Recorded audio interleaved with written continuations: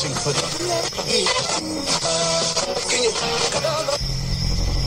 Message is being broadcast by the Department of Defense of the Republic. At 2 a.m. Eastern Standard Time, multiple unidentified objects were confirmed to have entered Earth's atmosphere. Discovery Houston, 20 seconds to LOST drift.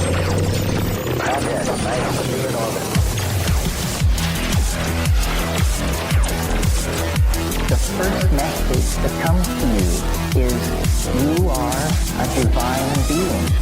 You matter. You count. You come from realms of unimaginable power and light, and you will return to those realms. The vast stretches of the unknown and the unanswered and the unfinished still far outstrip our collective comprehension. 5, 4, 3, 2, 1. Broadcasting from Forest Tower Studios, all the way from the Deep South. Now, here is your host, Joe Root.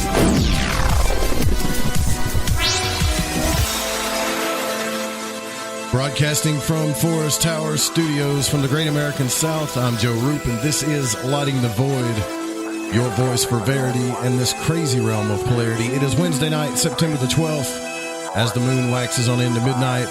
Make sure you get this call-in number down. It's 1-800-588-0335. That is the call-in number. We are live on the website, lightingthevoid.com.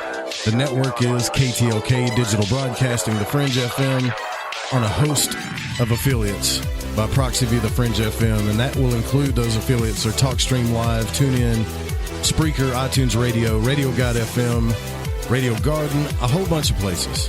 And but the TalkStream Live listen line is 701-719-3971. Tonight, we're going to go down the rabbit hole with Dr. Richard B. Spence. Was Aleister Crowley a secret agent? We're going to talk about history, the occult. A good night to get down to some real historical plots that possibly took place. And this has been studied by one of the best, Richard Spence. Our history should be important to you. The occult is a real thing, and I believe secret agents are too. We also are probably going to bring up Mother Russia. Espionage. So you guys lock it in. Here we go. I also want to say, if you're on the East Coast, get out. They're saying you shouldn't be there. Evacuate. I wish you would take that stuff seriously. I really do. Florence is a bit of a beast right now, and it's not playing around. I do want to say thank you all to have donated to the show. From the bottom of my heart, I want to give some special shout-outs really quick, because it's been a while since I've done that. I probably should do this more. A special thank you to Don, James Sass, Joseph K., Robert Bumgardner, Destry Brady, Randy Howard, Sir Craig, Travis Olson, Angela Krause, Curtis Green. Also a special shout out to some of our new social media followers: Brenda Garcia, Edgar Ovaler, Chris Jans, Marie Kiskanen. If I say her name wrong, please forgive me. Desiree Taylor, Mario Tavinio, Hoster Scotteth, Rob Van, Joseph Shepard, Dustin Solt, Julie Santal, Christine Clearwater, Michael Moriarty. I love that name, Moriarty. It's Preston or Preston Blaney, Sarah Scariot, Susan McColland, and Gary Chapman Jr. This show is brought to you by Audible. You can go to audibletrial.com/LTV radio to grab your free Audible trial, your free audio book.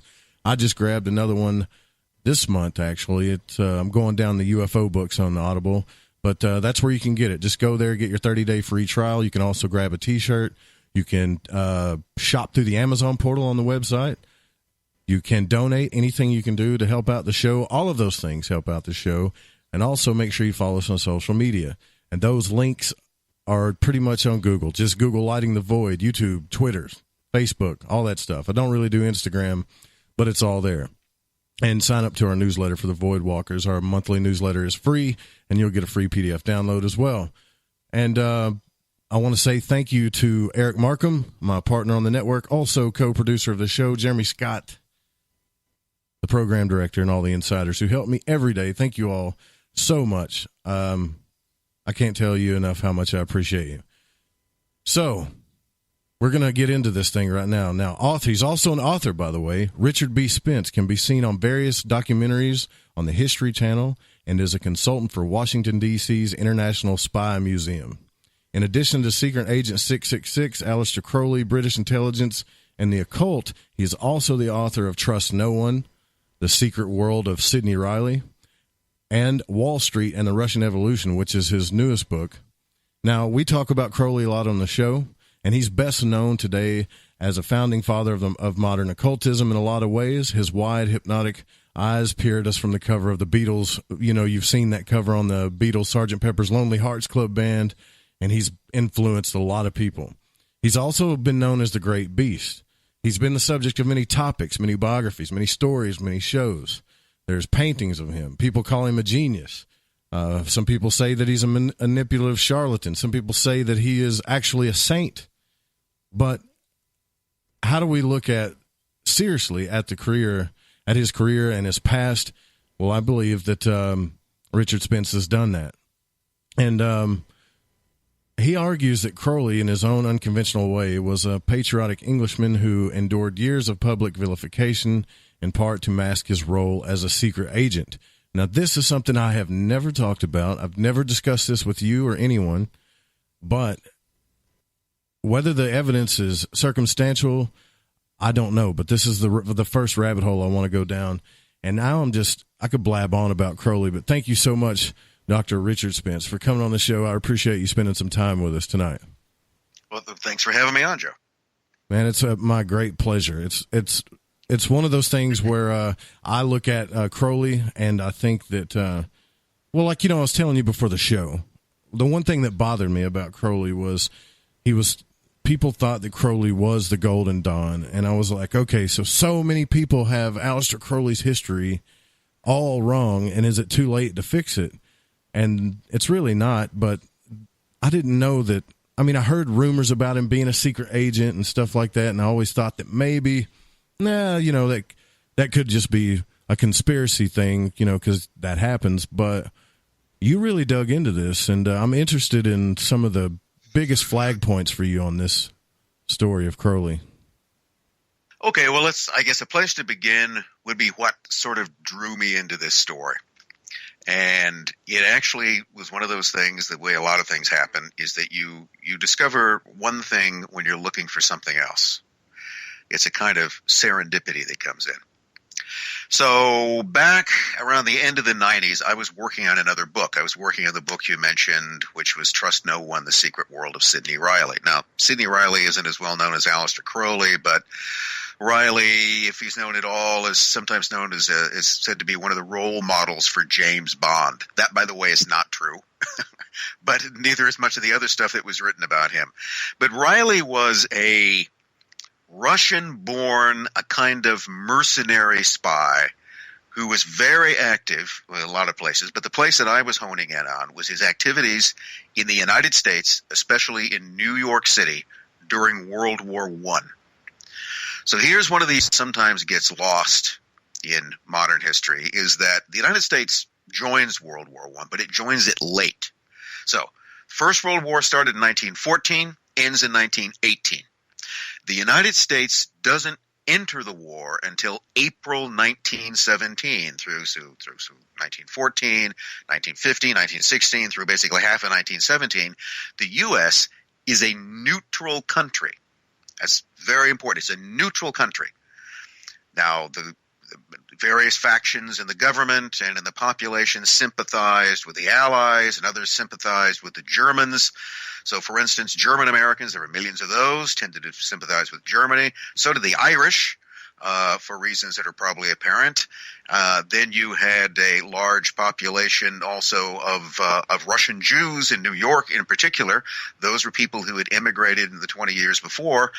They tended not to have warm feelings towards the empire, the czar they came from, and therefore many of them, not everybody, everybody, but among them, many of those people were disposed, if they didn't love Germany, nonetheless to see it as preferable to Tsarist Russia. You had the American, basically Anglophile establishment. I guess, that may not be the case anymore, but believe me, back in 1916, the U.S. establishment was pretty thoroughly wasped from top to bottom, and they tended to identify with Britain and France.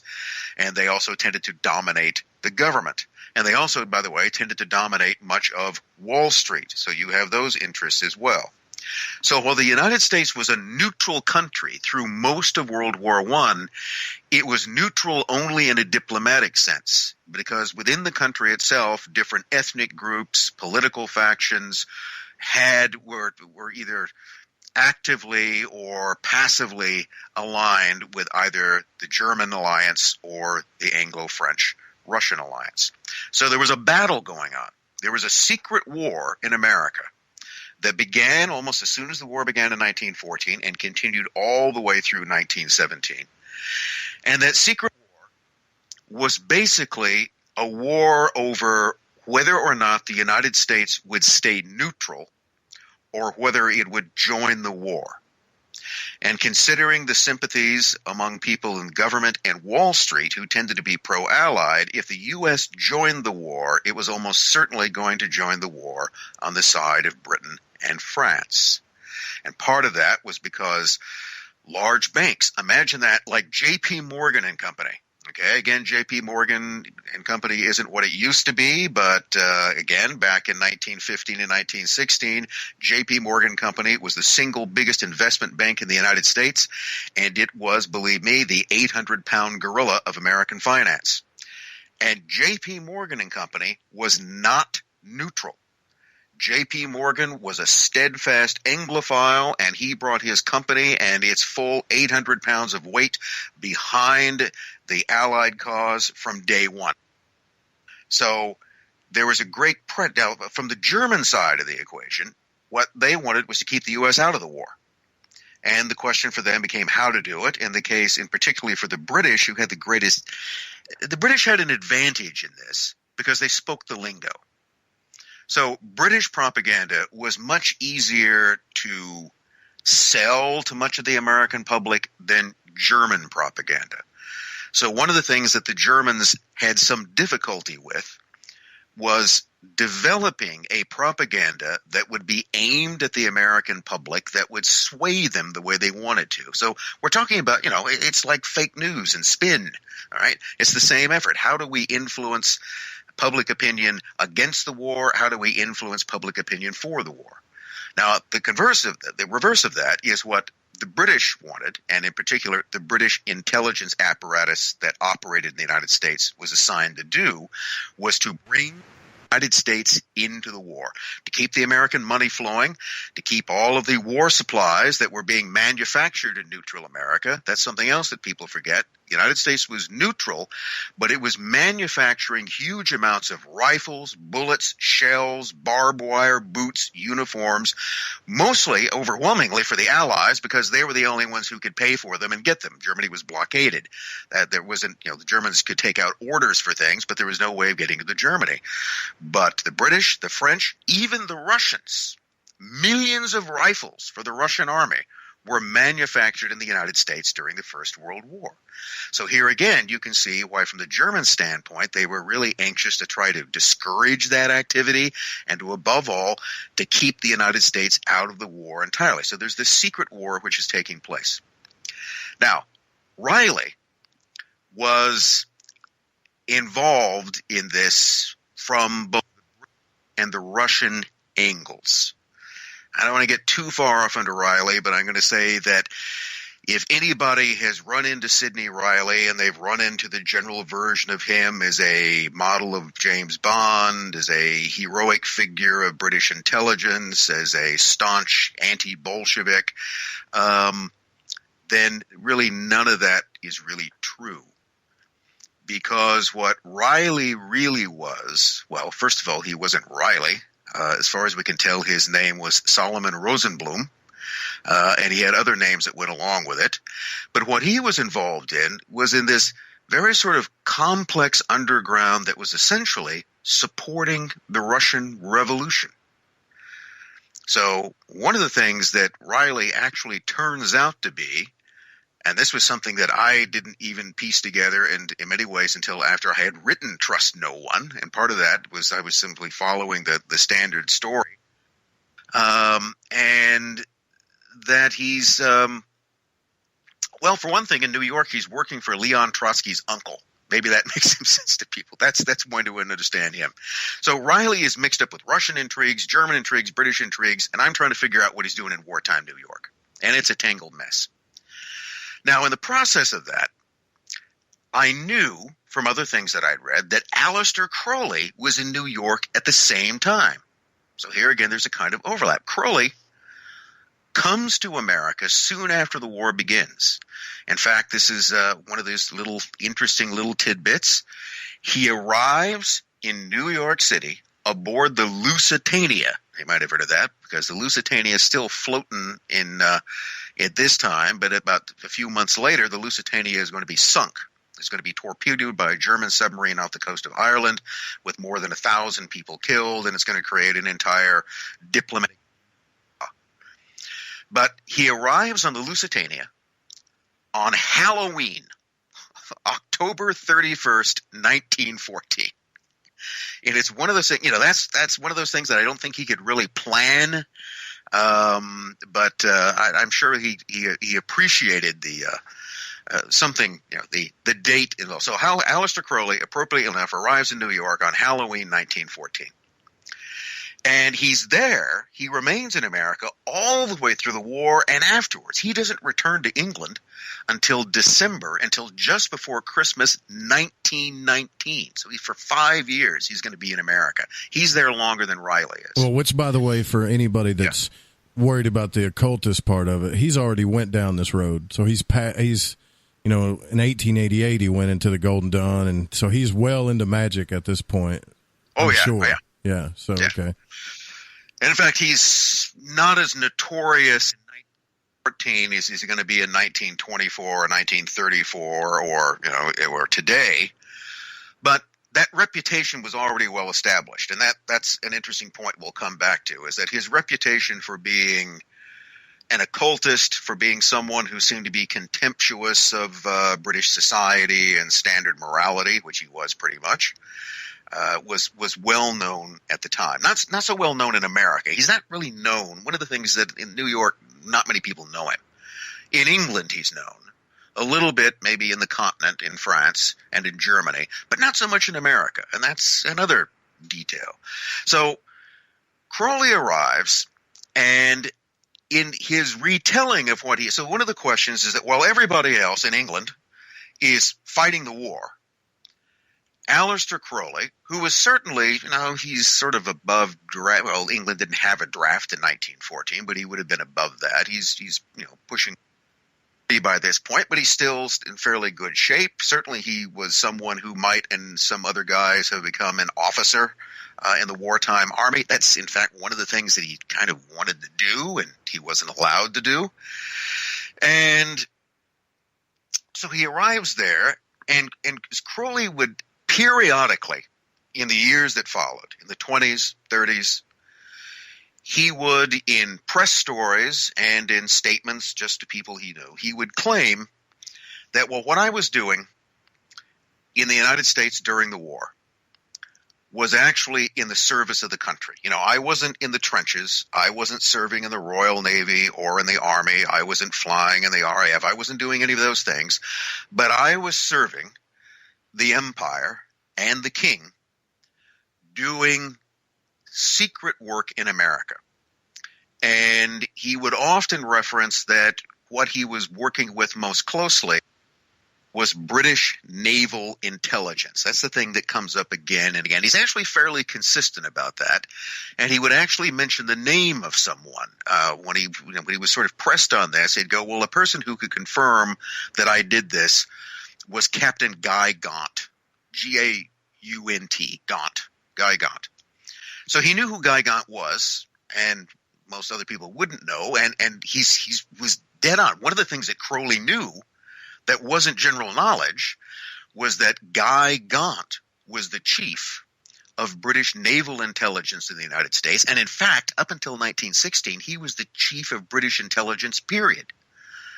Now, again, that's one of those things that wasn't general knowledge. To most of the world, Guy Gaunt was a British naval officer, and he was the British naval attaché. He was a diplomatic official. That was his reason for being in America, but he was also a spy chief. So that Crowley knew that is an indication that he was aware of secret connections between Gaunt and the British government that weren't part of public knowledge.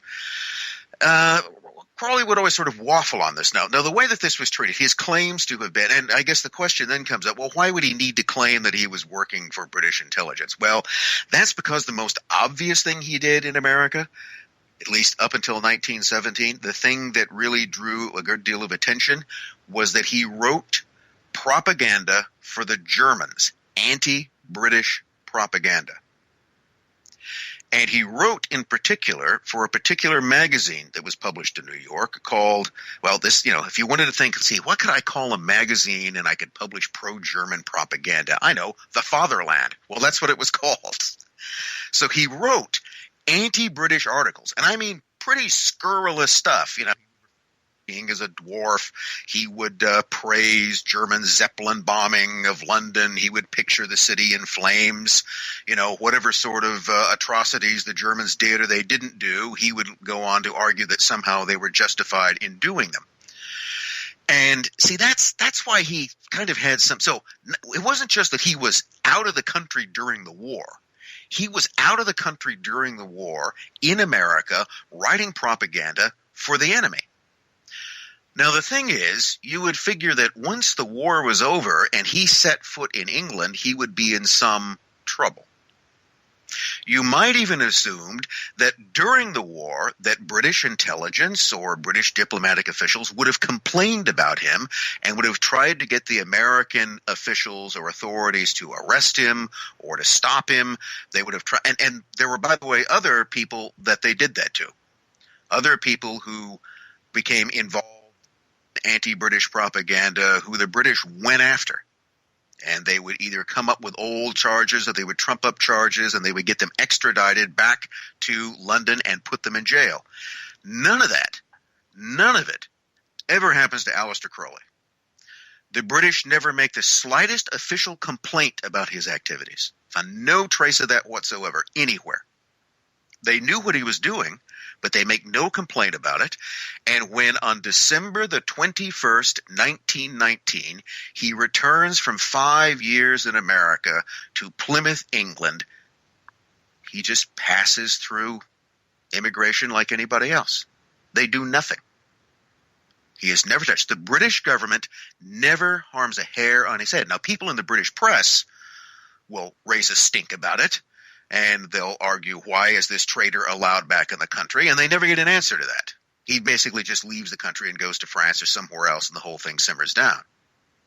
And the reason for this, coming back to my investigation of Reilly, so I'm digging into all of this stuff which is going on in New York and looking around Reilly, and the thing that I knew was that Crowley, who claimed to work for British intelligence, was in New York at the same time Reilly was. So, a light bulb goes off in my head, and I think, well, was there some connection between? I mean, Reilly's connected to the British intelligence apparatus, and Crowley claims he was.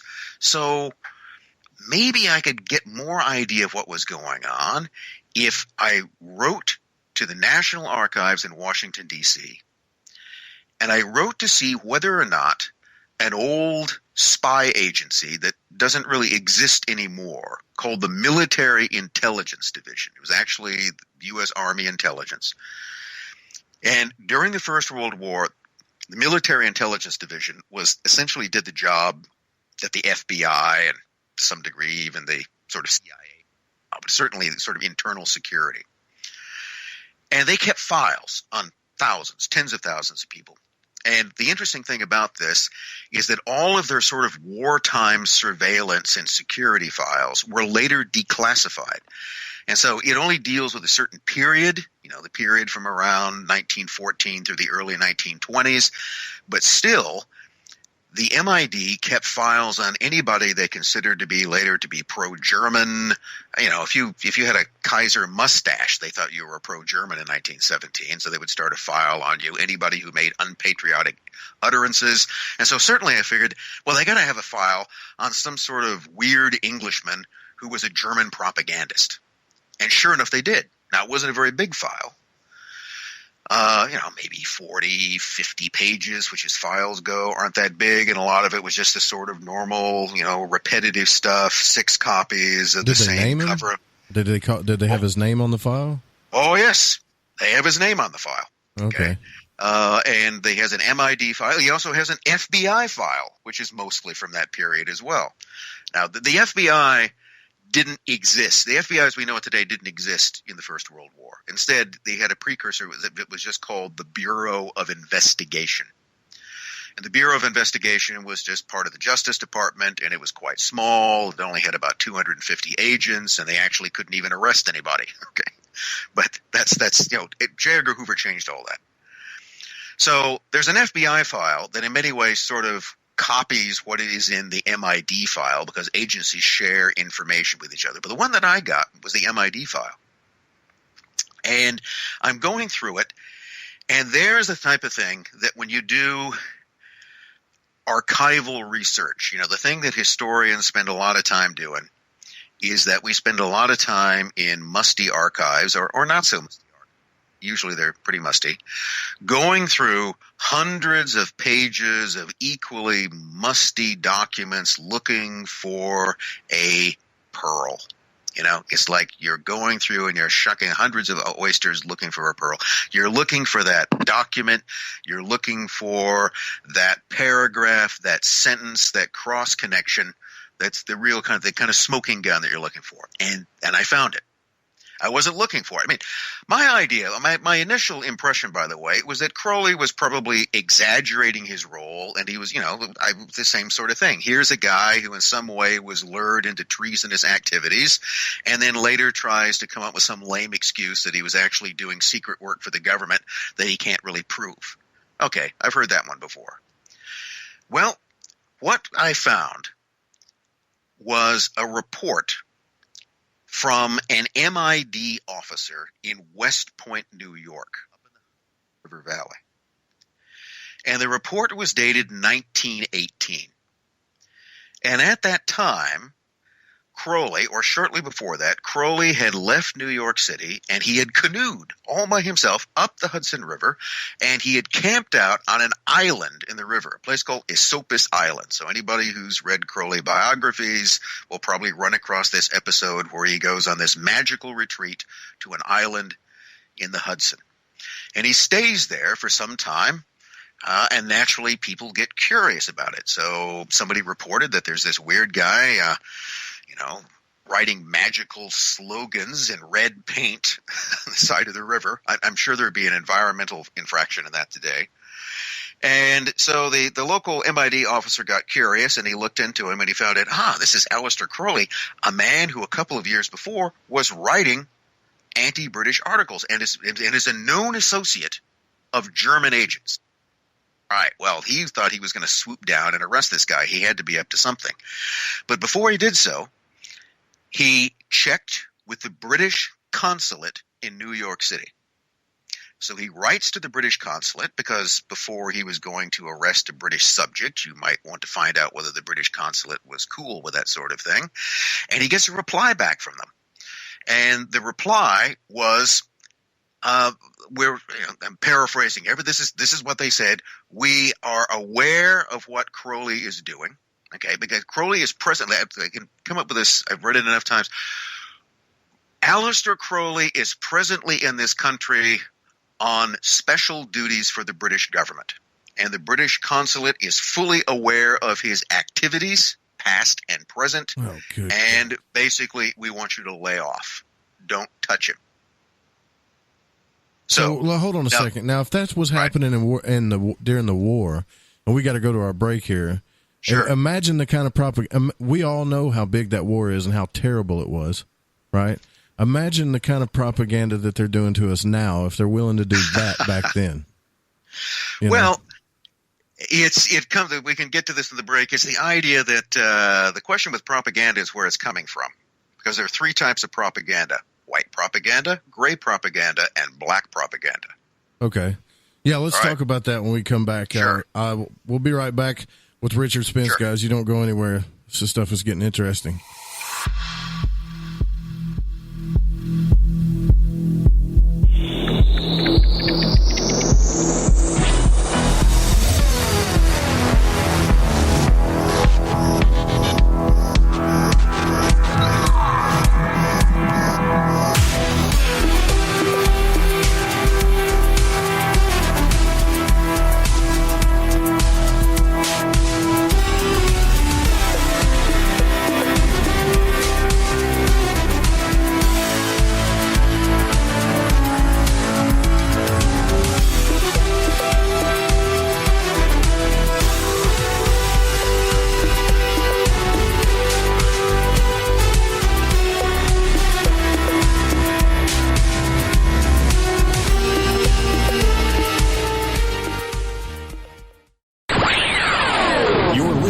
Lighting the Void Radio. The truth is out there. There's something out here. And so are we. KTOK Digital Broadcasting, The Fringe FM.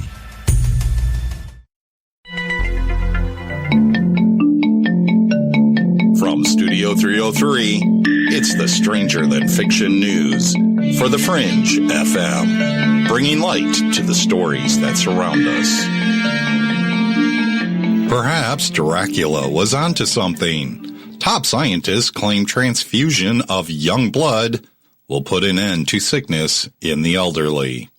UCL scientists have presented data showing mice given younger blood did not develop age-related diseases at the end of their lives. Conversely, mice given old blood did develop age-related diseases. Peter Thiel's backed startup Ambrosia program has been testing this in humans. Patients have paid $8,000 to be involved, and they saw a 10% slash in cholesterol. It also cut levels of protein C in high amounts in dementia patients by 1/5. You could read more of this interesting story at the Daily Mail Online. And worshippers who believe they're aliens in human form. An hour outside of Brazil's futuristic capital, Brasilia, lies one of the country's spiritual capitals, Vale do Amanhecer, which translates to Sunrise Valley or Valley of the Dawn. Vale do Amanhecer followers believe they have taken on many earthly roles, including Spartan warriors, Maya princes, and Egyptian leaders. You could read more of this story at nationalgeographic.com. And Japan is about to conduct its first test as part of a space elevator project.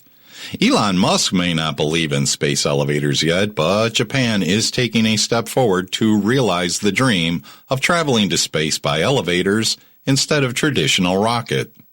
A team of researchers from Japan's university and other institutions will conduct the first test in space this month as part of the project to build a space elevator. You could read more of this interesting story at cnet.com. And a pair of lucky Northern Irish fishermen pull in a skull with enormous antlers measuring a whopping 6 feet in length. The extraordinary specimen belonged to the extinct great elk, which has not been seen in Ireland for over 10,000 years. You could read more details of this story at gizmodo.com. And a woman in Connecticut was severely injured earlier last week after mistaking a quarter stick of dynamite for a candlestick during a blackout.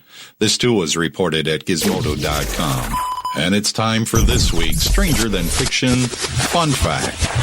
There are more life forms living on your skin than there are people living on this planet. And that wraps it up for another edition of the Stranger Than Fiction News right here on The Fringe FM. I'm Vance Nesbitt. Stick around for more Lighting the Void with your host, Joe Roop.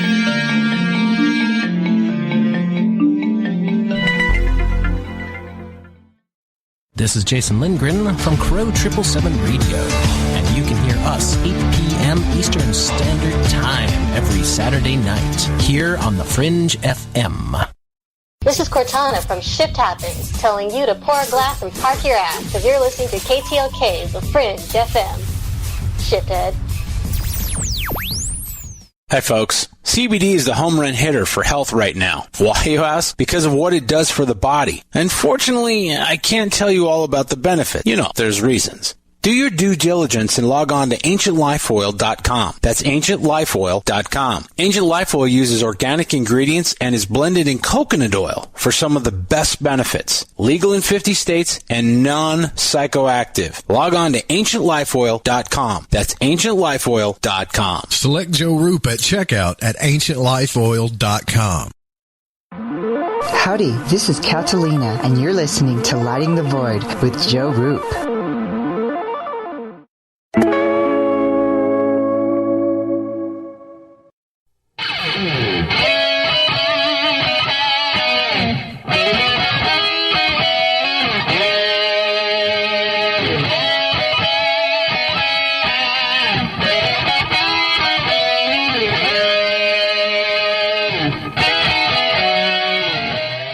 Welcome back to Lighting the Void. I am your host, Joe Roop. We're here with author, professor, and Dr. Richard B. Spence. We're discussing the war. Crowley, was he a secret agent? I'm really not sure about that. But, some of the stuff as far as what the government's doing, pretty interesting thing that happened a few days ago.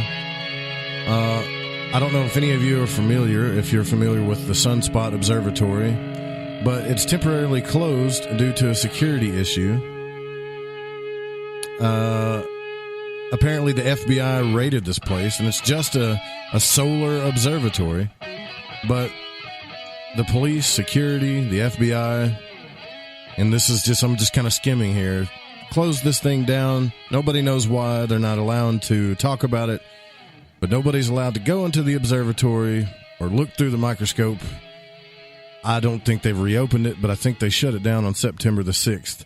Now, after reading Robert Schoch's book about solar flares and stuff, and then seeing the solar observatory get shut down, it makes me kind of worry a little bit. But anyways, if anybody gets any updates on that, that would be really cool. But back to our deal with Crowley here, Richard, is I think that my biggest question, right, if he's going to come over here and spread propaganda, I mean, why Aleister Crowley? There's so many people that you could say, hey, I need you to go over and write, if you're an intelligence agent or whatever, I need you to go over and just stir up a hornet's nest and write these articles and pretend that you're for the Germans. Why would they pick him? Okay, well, I'll come to that, but the first thing I want to do is I actually got the document that I was talking about, the document where the Americans are told by the British consulate that he's working for them. So I want to, just so everybody understands that clearly, I'm going to read the key passages out of this. So the first one is, it was determined that Aleister Crowley was an employee of the British government at present in this country on official business of which the British consul New York City has full cognizance. It was found that the British government was fully aware of the fact that Crowley was connected with this German propaganda and had received money for writing anti-British articles. All right. So, one, the British are aware of what he is doing. They don't want the Americans to do anything about it. They don't want him arrested. They don't want him bothered. And the key point here is Aleister Crowley was an employee of the British government on official business. So he was working for the British government. Now, he wasn't working for the diplomatic service. He wasn't working for the Ministry of Information. He's not part of the British war mission in any way, which pretty much leaves that the only way that he can be an employee of the British government on official business and not connected to that is that he is working for some aspect of British intelligence, which fits perfectly with him writing propaganda for the Germans. But then we come back to this question, why? Why him? And here the important thing is why would the Germans, why would the editor of The Fatherland, who was a German-American by the name of George Sylvester Viereck, he's a U.S. citizen, but he considers himself also a German patriot, why would Viereck, who was by no means a naive or stupid man, also a man with a keen interest in the occult, and there is the kind of key, Why would he take this fellow, this Aleister Crowley, and put him to work for it? And not just, this is the thing, that Crowley doesn't just write propaganda for a pro-German magazine. He becomes an advisor to a thing called the Propaganda Cabinet.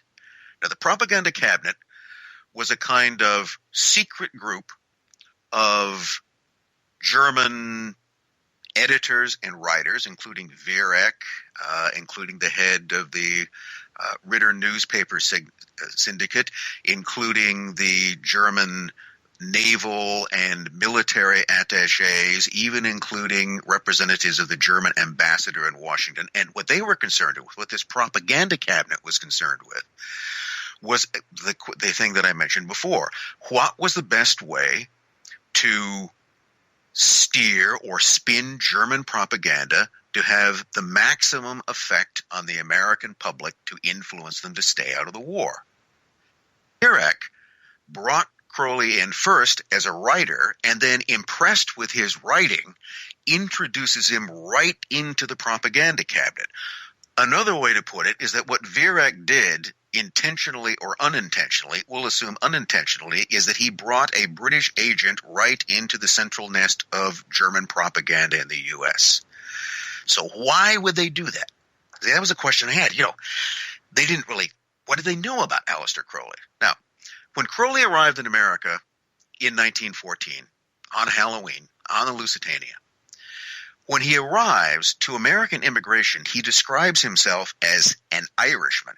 And in fact, in the months that follow, he tries to create this whole public persona of being not just Irish, which he wasn't in any degree, but an Irish Republican.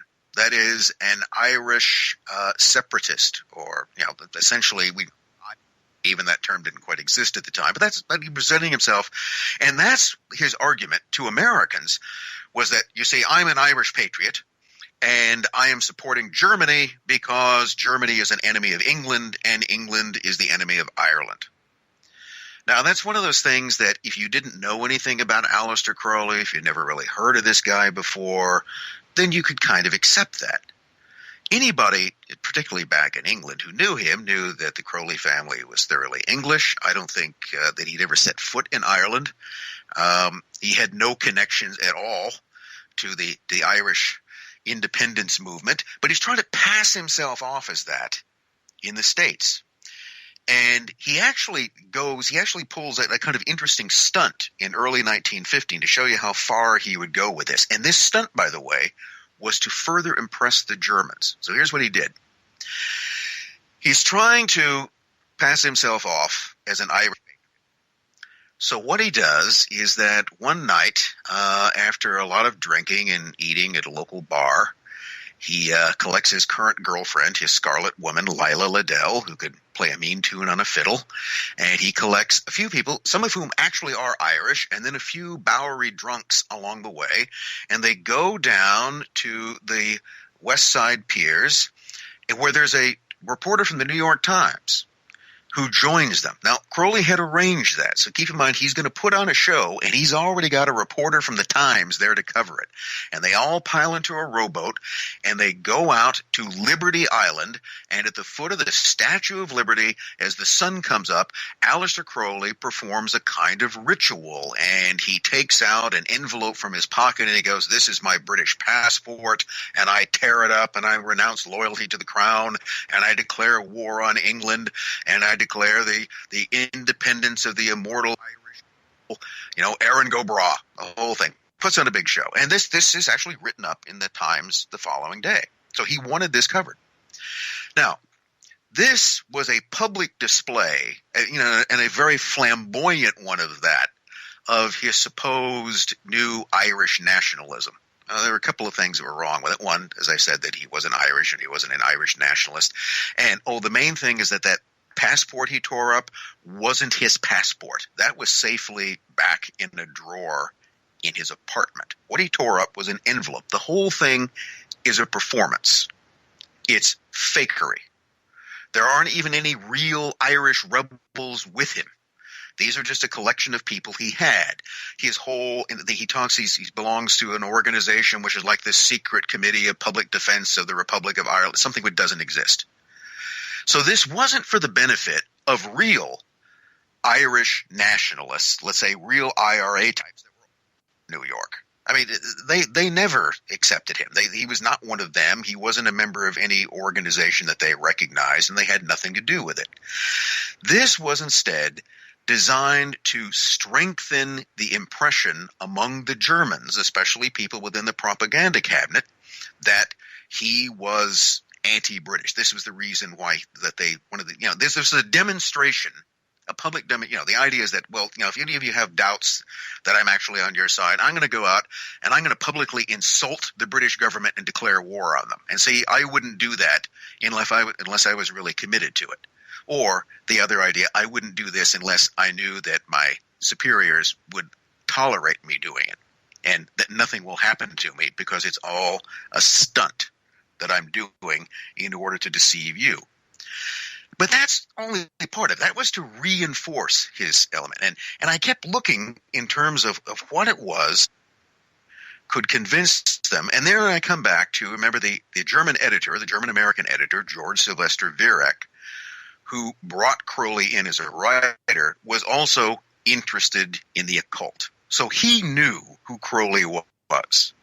He was fairly aware of his reputation in England. And the thing about Viereck is that he knew Crowley probably wasn't really Irish. He didn't care. Because the real key to Crowley's infiltration of the British propaganda cabinet in New York was the relationship that he had established some years before with another German occultist and, by the way, German intelligence agent by the name of Theodor Reuss, R-E-U-S-S. Now, anybody who knows something about Crowley's history may recognize Reuss as the German occultist who around 1911 initiated Aleister Crowley into the Ordo Templi Orientis, the OTO. Now, the OTO is an organization that still exists today in the United States and elsewhere. It is still an occult lodge, but its origins are German. The OTO started as a German occult secret society. It was originally envisioned as a kind of Masonic academy, and the concept was that the OTO was going to become this kind of giant umbrella organization that would bring most of the occult lodges in continental Europe and England under its control. Never quite became that. But Reuss was one of the original figures in it. He was one of the dominant figures, and he then initiated Crowley essentially as the head of the OTO, pretty much for the English-speaking world. And so that's why when Crowley showed up in New York, he claimed that he was the authorized representative of the Ordo Templi Orientis in America as well as in England. But remember I said that Reuss was something else. This is one of the things you have to understand, an important point to consider. Often we tend to think that someone or something has to be this or the other, which is seldom the case, or it certainly doesn't have to be. Remember, it's not always the case, and usually not, where you're either one or the other, because you can be both. So Reuss met Crowley in England, and what Reuss was doing in England is he was running a German spy network. He was posing as a journalist, and he was using other German journalists and waiters in hotels essentially as spies. That was his job. And I think what Reuss was doing, and that which Crowley almost have realized he was doing, is that when he initiated him into the OTO, he was also recruiting or trying to recruit Crowley for German intelligence. So I think this game had been going on for some time. So the bona fides that get Crowley into Viereck's confidence, and then which then gets him into the confidence of other German officials in the United States, is his past relationship with Reuss. Because what in 1914 and 1915 with the war on, what was Royce doing? Well, he wasn't running a spy ring in England anymore. He barely got out of that country when the war started. He almost ended up being interned. Instead, he was back in Germany and Switzerland doing what? Working for German intelligence. In fact, he becomes his title, Royce's title towards the end of the war in German intelligence is Propagandachef, and a chief. So you've got Royce, the guy who initiated Crowley into the OTO, a veteran German intelligence operative who during the war is operating in Germany and the Netherlands and above all in Switzerland, also setting up all kinds of false fronts and corrupting organizations, occult lodges and others to try to enlist them into the German propaganda and intelligence network. And he's the guy that the Germans in New York check with. He is the one that they would have checked, because there had to have been someone that they would have checked that Vera could say, I vetted this guy, and Royce says he's okay. That's how he got in.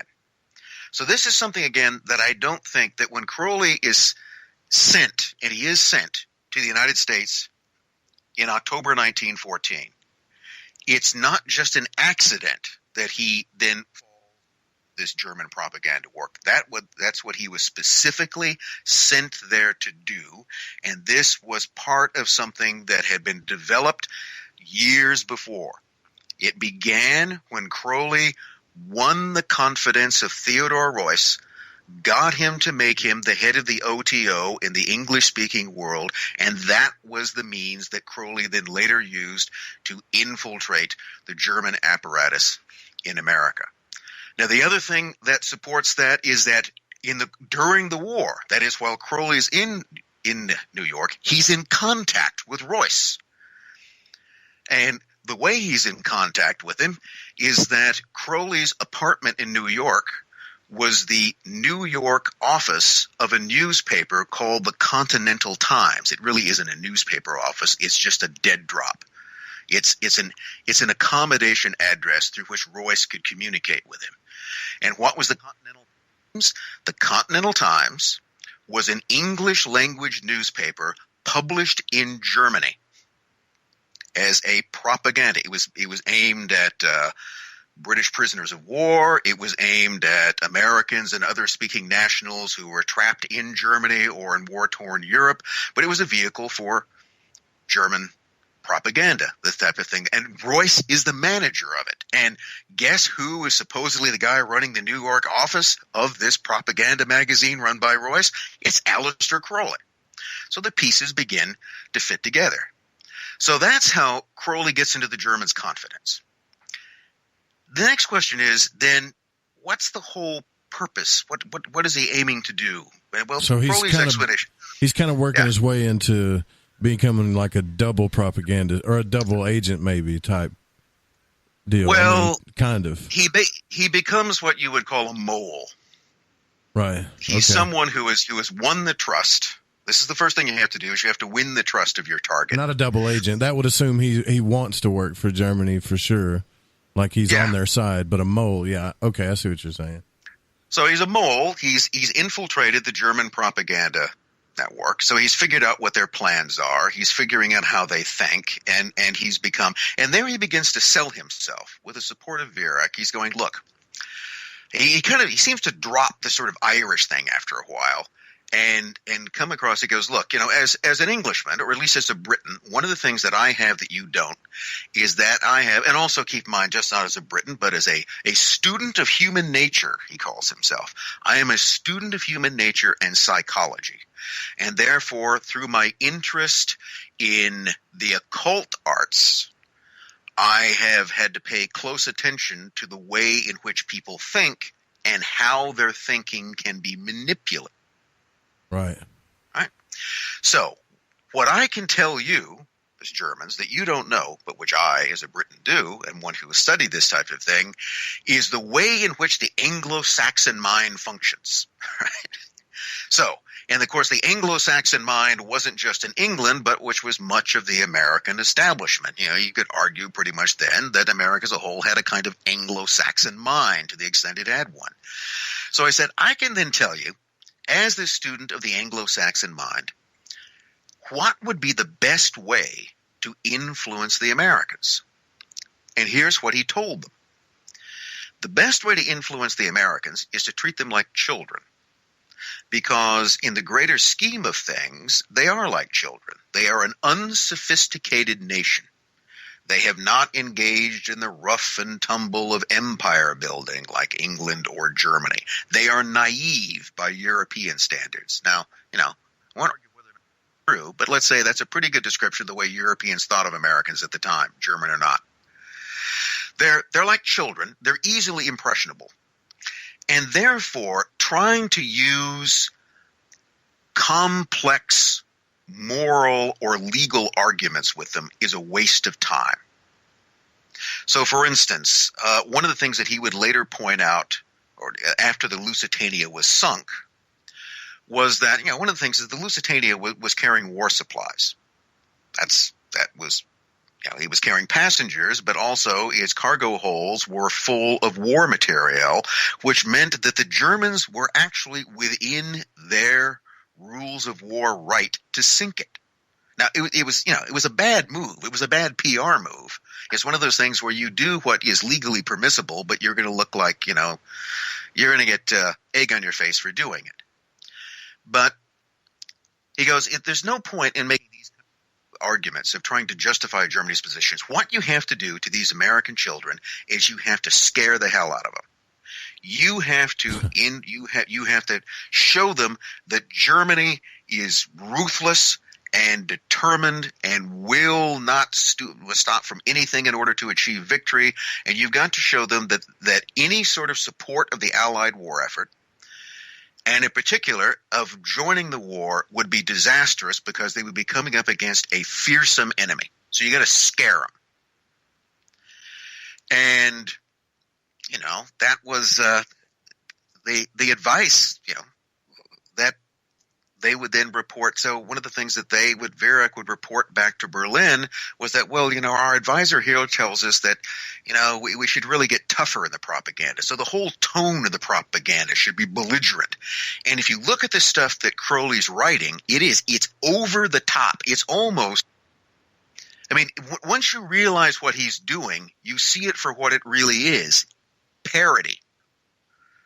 Crowley is writing anti-British propaganda as only an Englishman could write it. Because there are sort of jabs that he can bring in that probably German sensibilities wouldn't pick up on. But it's over the top. It's the type of thing that, it doesn't sound reasonable and it doesn't sound polite. Instead, it comes across as crass and mean-spirited and belligerent. And that's what he wanted. So his goal in writing this propaganda, which the Germans were convinced was going to influence the Americans the right way, was actually written to have the opposite effect. It's a con job that he was playing on them, and it worked. So this is what I mean by the idea when you talk about propaganda, that there's white propaganda, gray propaganda. And what Crowley then and later always claimed a certain expertise in was black propaganda. The real so what's the difference? Stuff. Well, it's sort of where it comes from. White propaganda is propaganda that comes from the side you would expect it to be. It's white propaganda would be, let's say, Cold War Soviet propaganda, which brands the United States as a godless, materialistic, capitalist hellhole where everyone is starving and where there is racial dissension. Basically picking up aspects and then exaggerating them. But that it comes from Moscow. So the point is that if you and I knew that there was anti-American propaganda coming out of Moscow or coming out of Beijing or Hanoi or anti-American propaganda coming out of Nazi Berlin during Nazi Germany, we would probably not take it too seriously because we know that this is someone simply condemning their enemy. Right. So white propaganda is the easiest, but it's not terribly useful because its source is known, so it's immediately suspect. Well, then you get into gray propaganda. And gray propaganda is when you make an effort to disguise to some degree the source of the information. So an example of that would be something that the British were very good at, and they used it in both world wars, and that was to utilize assets in the American press. So what you would do is you would have people, on the payroll, who either because they had pro-British sympathies or because you were paying them to have pro-British sympathies. So what you would do is you would feed them information from the consulate, from the intelligence section.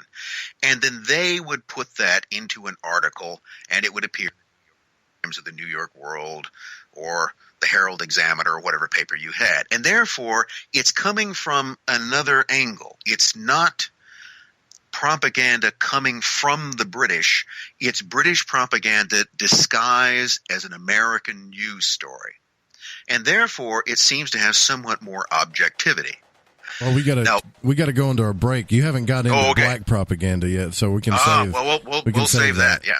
And then, we're going to talk about how this stuff ties into maybe today. And I've got some interesting points while listening to this story about Crowley, especially when it comes to this German stuff. And I'll tell you what I'm talking about right after these words.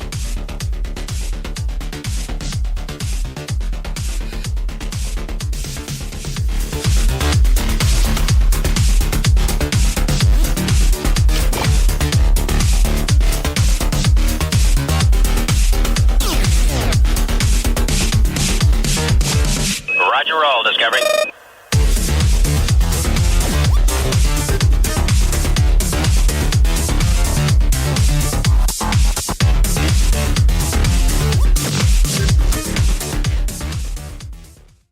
How you doing today, guys? This is Garrett Lee.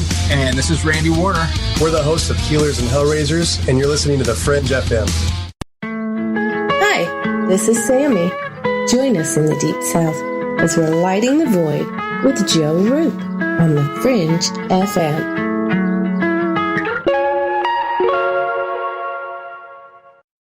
Live for 3 hours every Saturday night. It's a show that engages the mind, makes you think, and maybe even challenge what you think you know. Hi, I'm Jeremy Scott of Into the Paranormal, where we talk about topics that are anything but mainstream, somewhere between abnormal and paranormal. Bring an open mind and join us for Into the Paranormal, live Saturdays at 6 p.m. Pacific, 9 p.m. Eastern on The Fringe FM. From birth, we have been conditioned to conform to what is normal, conditioned to adhere to authority, and conditioned to repeat what has been told to us as truth. I'm Ryan Gable, and here at the Secret Teachings Radio, I've interviewed hundreds of great guests and done extensive unique research into subjects that span from the paranormal and the occult to health, philosophy, and history. I personally have no affiliations or agenda, except to use objective critical thinking in my analysis of every subject discussed, to empower myself with information and hopefully allow you to do the same. If you want to join me, tune into the Secret Teachings radio broadcast, airing live Monday through Friday from midnight to 3 a.m. U.S. Pacific Standard Time on the Fringe FM. For more information, you can visit our website at www.thesecretteachings.info or email me at rdgable@yahoo.com. Reclaim your active lifestyle with Angioprim. Angioprim is the original liquid oral chelation supplement. Chelation helps remove toxins, heavy metals, and cholesterol in your veins and arteries that can cause blockages. Scientific research proves the active ingredient in Angioprim has superior oral chelation action that helps promote cardiovascular health. Find out more. Go to angioprim.com. Talk to a trained consultant by calling Angioprim toll-free 877-882-7221.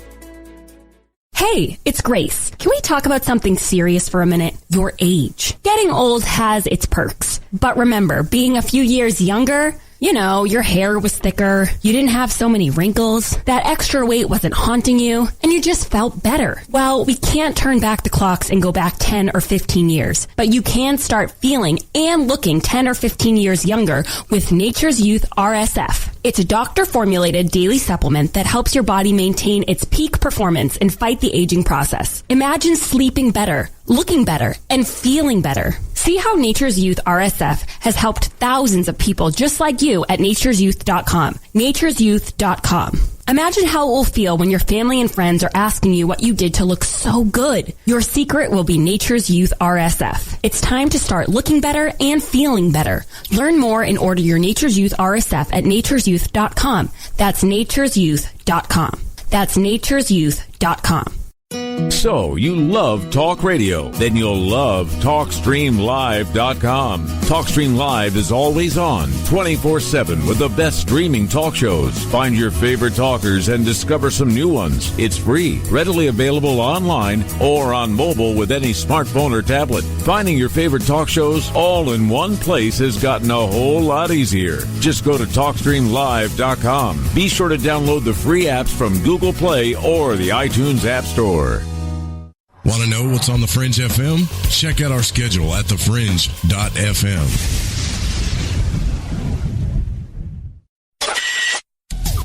Hey, Fringe FM listeners. Did you know that when you're on the road with limited data or no Wi-Fi available, you can still listen to every minute of The Fringe FM by calling 701-719-3971. No smartphone, app, or internet needed. Saves your data plan and no extra cost if you have unlimited minutes. Call 701-719-3971. That's 701-719-3971.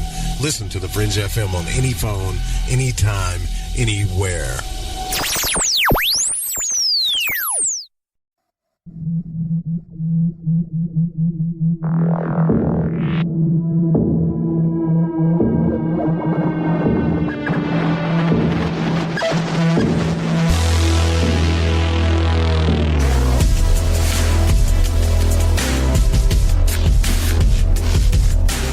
Welcome back to Lighting the Void. I'm your host, Joe Roop.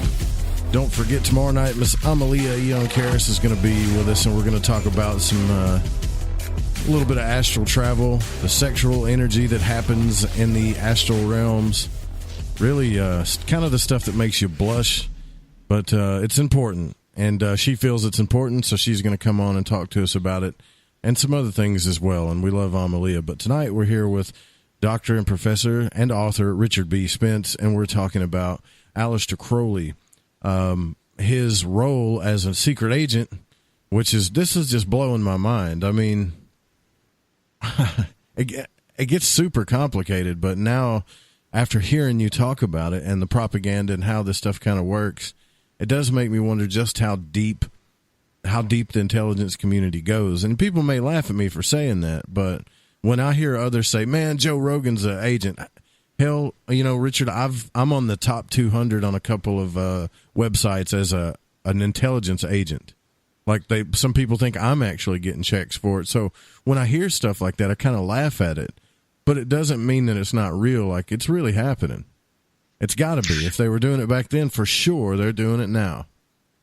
Well, I mean, you're talking about two things. Spying has existed from the beginning of time. I don't think espionage was ever invented. It just kind of organically materialized. And then you have the other thing of the manipulation of information and consciousness. There's always been an information war. I mean, there's always been fake news, or there's always been spin. I think modern journalists tend to think that somehow they've invented those things, and that's never really been the case at all. It's always a war for people's minds. Wage that war for the mind is through the manipulation of information. So in the case of sort of bringing it back to Crowley, what he was doing as a mole inside German propaganda efforts in neutral America was to influence the information. I mean, the Germans thought that they were employing him to influence the minds of Americans. What they didn't realize that they had brought a mole into their midst that was influencing their minds, which I guess brings us back to this thing that we were talking about before, the different types of propaganda. White propaganda, where the source is obvious. Gray propaganda, where you obscure it to some degree. And then the trickiest of all, black propaganda. Because black propaganda is to have its origins completely obscured.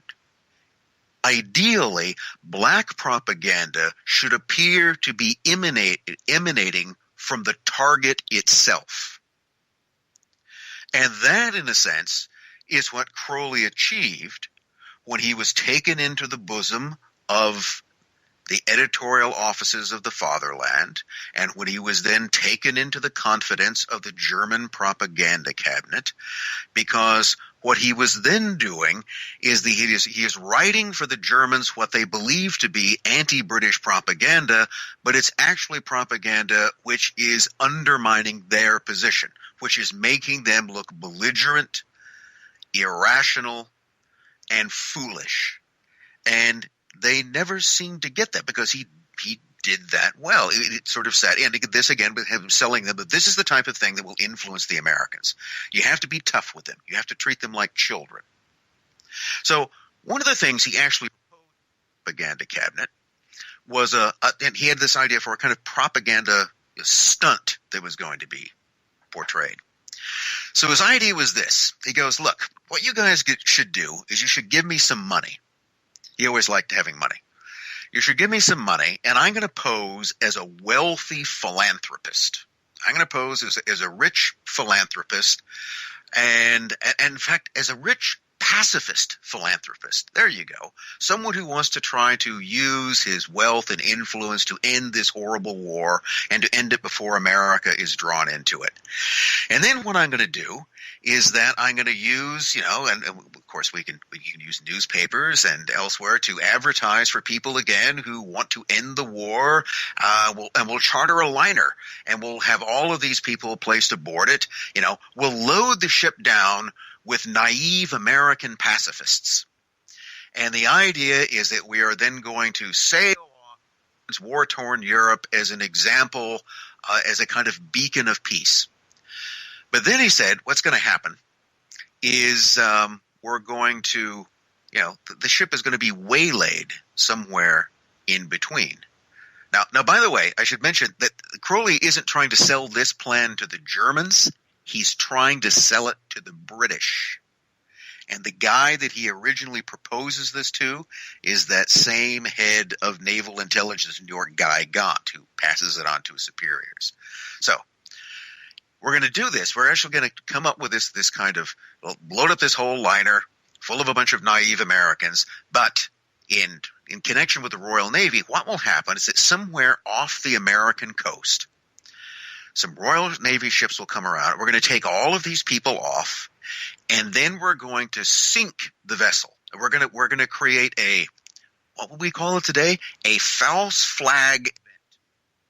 It's apparently going to be sunk, and it will disappear, and all of these people, and this will have a number of effects. One, it will turn American pacifists against the German, because it would be the obvious assumption this was torpedoed. In fact, even going to go further than this, what we'll do is we'll use a captured U-boat to do this. It will be obvious. We'll set this up and make it look as if the Germans sunk this innocent liner full of innocent Americans right off the American coast. And that will, he said, believe me, that will light the Americans up. Well, the idea was rejected because it seemed to be just too difficult to pull off. But the thing here isn't whether the idea was ever practical, but that idea, this sort of plan, kind of a fantastic plan that Crowley came up with, echoes two things that actually happened. One, it echoes the sinking of the Lusitania off the coast of Ireland in May 1915. And two, it echoes Henry Ford's peace ship not long afterwards. Now, one of these other little forgotten aspects of history is that Henry Ford, yes, that Henry Ford, automaker Henry Ford, was during the First World War a pacifist. He was greatly opposed to the war. He thought it was a stupid thing. He was quite right about that, actually. And that he believed that since the governments themselves didn't seem to be capable of ending it, that it was up to someone like him. Keep in mind, he's a rich guy. He's finances. So what he did is that he used his money to charter an entire Scandinavian ocean liner, the Oscar II, and he invited every journalists and pacifists and others, and we're all going to sail off to Scandinavia, and we're going to have the ship. It's called the Peace Ship, and we will hope that that will become a kind of beacon for negotiating. If you can't talk to each other, where maybe you can come aboard, and this would begin negotiations. The whole thing was a total failure. Never happened, and Ford became a laughingstock because of it. This was one of the things that later influenced his views in a whole variety of subjects. So it wasn't sunk, but it did kind of end disastrously. But the interesting thing is that Crowley sort of had the idea of both of these things. I mean, in his sort of fantastic, probably unrealistic plan, he could see how this would work. And the thing to look there is that this isn't a plan that you can attribute to an occultist. This is a plan you attribute to someone who is who is essentially an intelligence operative. That's what his job was. How can I most effectively manage to do this? And keep in mind, he's making this proposal to the British military and to the British naval attaché at the same time that he's writing propaganda for the Germans, supposedly to enrage, to frighten Americans, which is actually turning America. So it comes into a way of kind of looking at, there are lots of biographies of Aleister Crowley. And one of the things in my book, Secret Agent 666, is that if you want a complete nuts and bolts biography, certainly the biographies of Kaczynski and Lawrence Sutin are excellent. And I would suggest if you're really interested in Crowley, you should read as much about him as possible. But what I wanted to concentrate in Secret Agent 666 was to look at his career and to look at specific episodes in it, particularly his time in America, and to say, well, once we know that he was an employee of the British government, remember, in the United States on official duties, it then became this question of figuring out what those official duties were and how far did they go and when did they start and how long did they continue. And this is where the book, which isn't just about World War I, that's one portion of it, but we go back years earlier and looking at these episodes, and the question becomes, all right, in addition to an occult agenda, in addition to a magical agenda, is there something else going on here?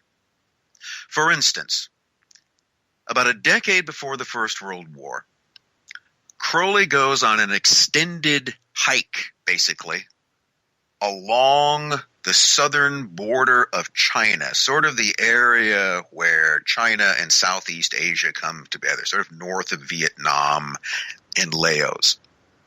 And he goes through this area, and along the way, at every step of the way, he kind of checks in with British consulates and the British residences who are there, which on the one hand isn't too unusual because he's an Englishman traveling on his own in a remote and in some cases dangerous area. So that's it's also a perfect way to file reports.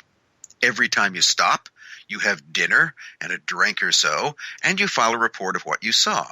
So my question became, why there? Why is it there? He could have gone a lot of other places, but he just seems to go off and travel through. What was going on? This is what you would have to look at.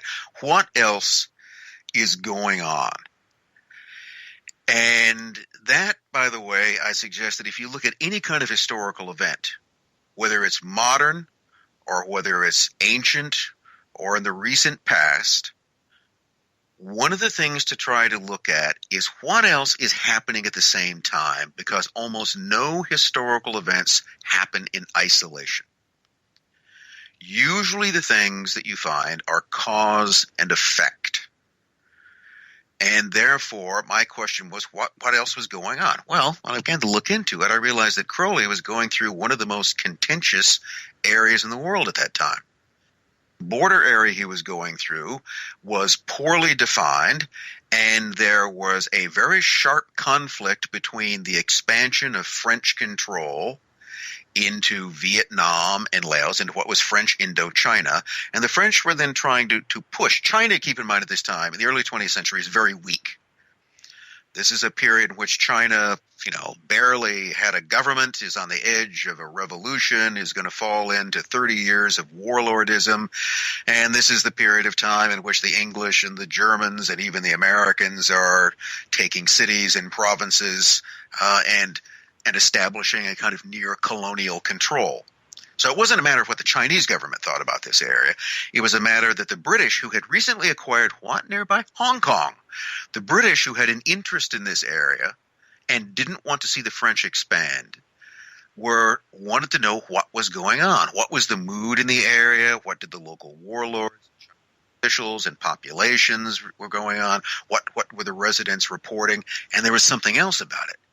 The area that he was going through, well, somebody out there probably, and you, Joe, may even recognize that this area I'm talking about, northern Indochina, southern China, there's another name for that.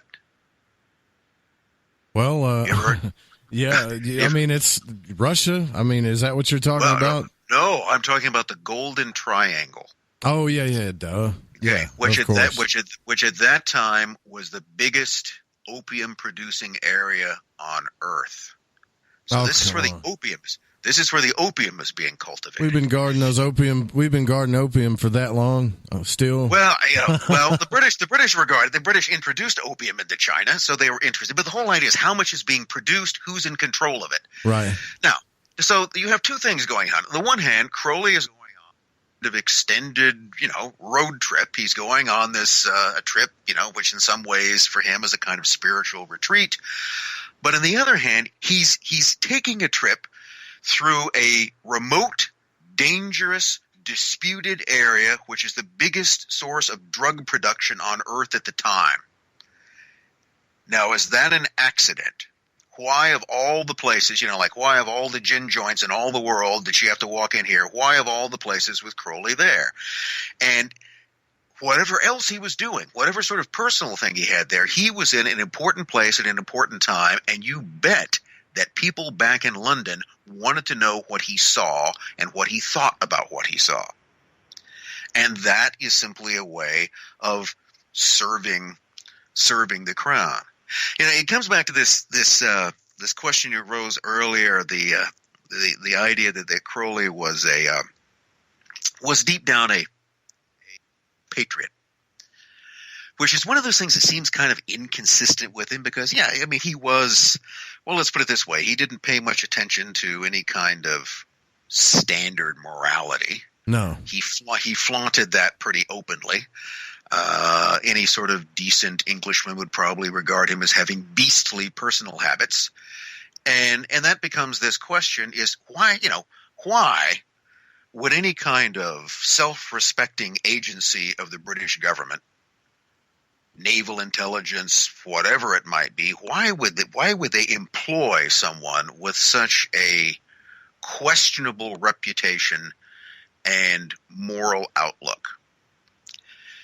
And Crowley himself had a kind of interesting response to this, and it's something I think I note in the introduction to the book because it was something I ran across, and it was one of those things where something kind of clicked, and I think it's a kind of key to him, at least in this regard. And he gave this response to the very same question, which was that why would a man like you, Mr. Crowley, be interested in serving His Majesty? Because you just really don't seem like the person who would do that. Why would someone like you be interested in serving it? Because you seem to be, immoral. So here I don't have it in front of me, but basically what he said was that he said, I don't believe for a minute that the English kettle is less black than the German pot.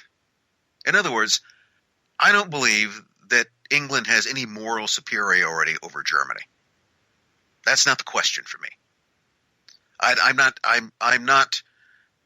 don't want to serve the crown because I think England represents sweetness and good. I think it's an empire and has done just as many nasty things as the Germans have had, and probably a lot more around longer. No, I don't think they're any better than that. He goes, my loyalty is the loyalty of Bill Sikes' dog. And he's making a Dickens reference, Oliver Twist, Bill Sikes, the villain, and he has a little dog that follows him around. And he goes, my loyalty is that of Bill Sikes' dog. My master beats me and he starves me, but he's still my master and I love him. He goes, that's why I want to serve it. And that, in a way, is very interesting to me. I mean, I don't use the term too much, but I think that's a kind of profound insight into Crowley and the way he saw himself. Remember, he didn't see his service to the crown as a kind of moral justification. To him, it was just this kind of, that's who I am. Whatever else I am, whether I'm an occultist, whether I am a sexual degenerate, whatever you want to describe me, I am nevertheless an Englishman. I am a member of the tribe. I simply have this basic loyalty.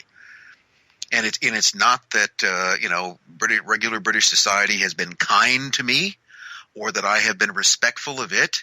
But the basic thing is that I am English and I love England and I will serve it, but not out of a sense of some sort of moral service. And it's, well, as far as propaganda goes, though, I want to say real quick, too, a lot of the rumors, and I say rumors, but the biggest stories about Crowley and his activities as the beast or whatever you want to call it, was a lot of propaganda, maybe gray or white propaganda, I would say. Like the sacrificing of children was actually not really. I mean, technically, it was the sacrifice of, sperm. It wasn't really children, but that's not how he wrote it. He wrote it and to where people would get a reaction, and then come back and say, "Well, you're an evil man." That's like he loved that stuff. He loved messing with the public. Yeah, I mean, he liked being a bad boy for a while. I mean, I think early on, up through the 20s, one of the things that he enjoyed was horrifying and outraging people. I kind of understand that. I've been accused of doing that on my own, not in the same way.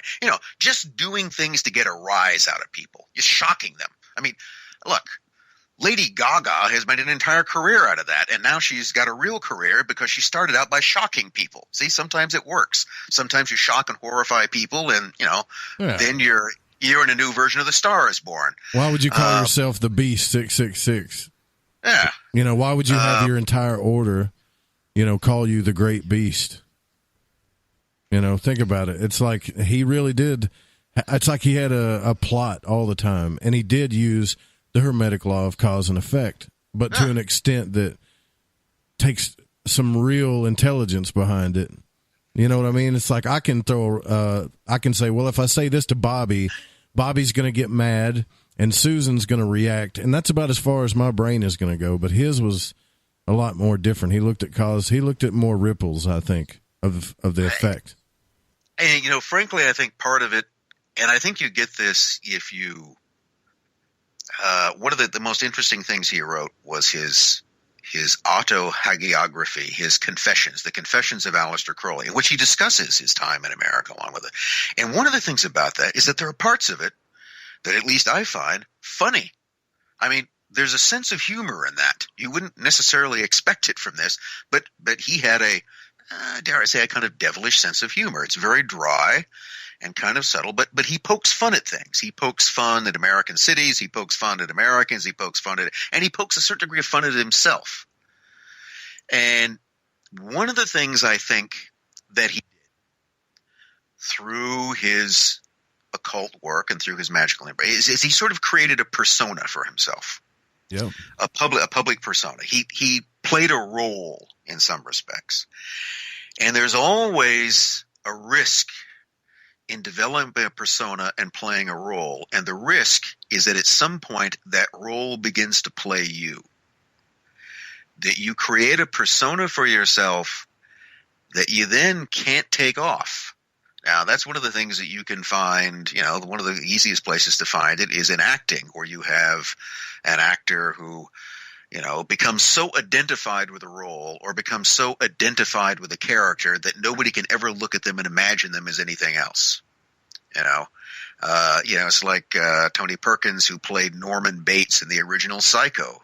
He was very memorable in that role. He was so memorable that it was one of those things he could never quite get out of. It tended to. It's the only type of thing that you can be cast in later on. And Crowley, I think, did that to himself. He cultivated this aura of being the cultural rebel, of being the sort of sexual libertine, of being someone who was opposed to Christian morality and was going to create a whole new spiritual dispensation, who was contemptuous of any kind of standard views of society or morality. And much of that was true, but the other part of it was that it was just, and he sort of accepted, when I think in 1922 or 1923, a British newspaper, John Bull, which really hated him and would always have the opportunity to come after him. I think it was there that he was labeled the wickedest man in the world. Now, at the time, Crowley thought that was actually kind of funny. I mean, he took a certain amount of satisfaction that John Bull, long edited by a guy named Horatio Bottomley, that he just hated, that he could so enrage Bottomley that he would call him this name. He'd kind of succeeded in a way. But that's the kind of curse that lingered with him. That stuck, and people would constantly bring it up, that Aleister Crowley is the wickedest man in the world. And yes, he sacrifices children, and he's a Satanist. And that comes up pretty often, and I don't consider that I have any kind of reason to justify Aleister Crowley. I'm not a follower of him. I find him interesting, but I don't follow his ideas. I don't. Well, the truth has to matter. I say that a lot too, Richard. Like, hey, I'm not a Crowley fan. I'm not a Crowley worshiper or a Crowleyite or whatever. But the truth has to matter at some point. Like, you got to really study the man to know about what really happened. But we do got to go into our break. We're a little bit over here. And I do realize that I want to let you guys know that both Richard and I realize that every now and then a half a word might get cut off when he's talking. We tried to fix it, but that's probably an internet or Skype issue. It's not that bad, so we're just rolling with it. But yeah, we'll be right back with Richard Spence. We're going to talk a little bit more about this, and also I want to discuss the role of Russia as well. Find that quite interesting too. Oh yeah, and I got to talk about some of my points with Germany, but I'll ask that when I get back. You guys don't go anywhere. We'll be right back with more Lighting the Void after these words.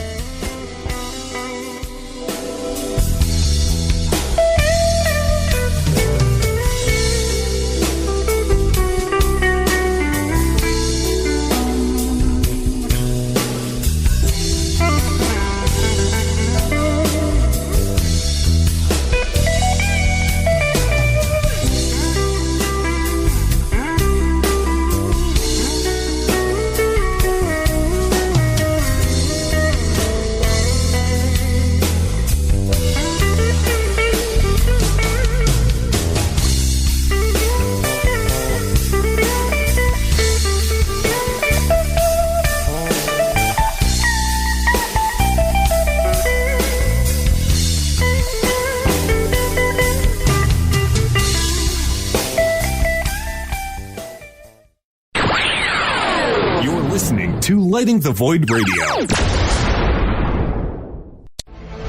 This is Rev Dan Lopez from Spiritual Warrior Today Radio, and you're listening to KTLK, The Fringe FM.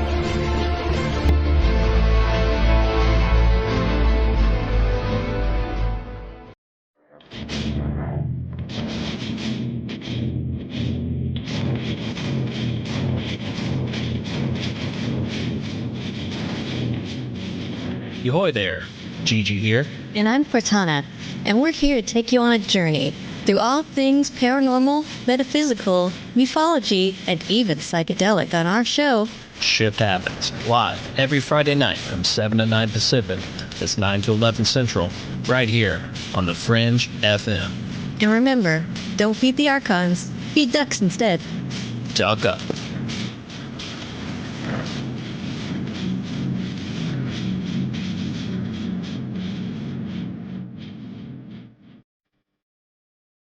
Occult Arcana is a balanced and objective guide to those subjects considered a part of the nature of light and darkness. Addressed in this text is a compilation of material that will provide new perspectives and awaken latent abilities that we all possess. The content herein shall provide magical sustenance for adept and novice alike, and will help strengthen the cornerstone of mystic understanding and alchemical transmutation. If you are interested in this modern grimoire, you can find detailed information and ways to order by visiting www.thesecretteachings.info. Although esoteric and occult studies remain vast, they are rooted within a universal philosophy that is difficult, if not impossible by finite terms, to explain in words. Language places restriction and erects barriers to understandings. By this it is to be understood that there are some things man should consider far too sacred to profane with definition. For these concepts and the manner by which we live our lives, we shall take a note from the Greek philosopher Pythagoras. Quote, "Silence is better than unmeaning words." End quote. To get your autographed copy of Occult Arcana today, simply visit www.thesecretteachings.info or email The Secret Teachings at rdgable@yahoo.com. Follow The Fringe FM on Facebook and Twitter at The Fringe FM. Are you intrigued by Paranormal Talk Radio? You'll love the new Paranormal Radio app from TalkStream Live. You'll find a great selection of talk shows covering UFOs, ghosts, strange phenomena, and much more. Download the Paranormal Radio app now and start listening to the very best in paranormal talk entertainment, including the network you're listening to right now, the Paranormal Radio app, free in Google Play and the iOS App Store.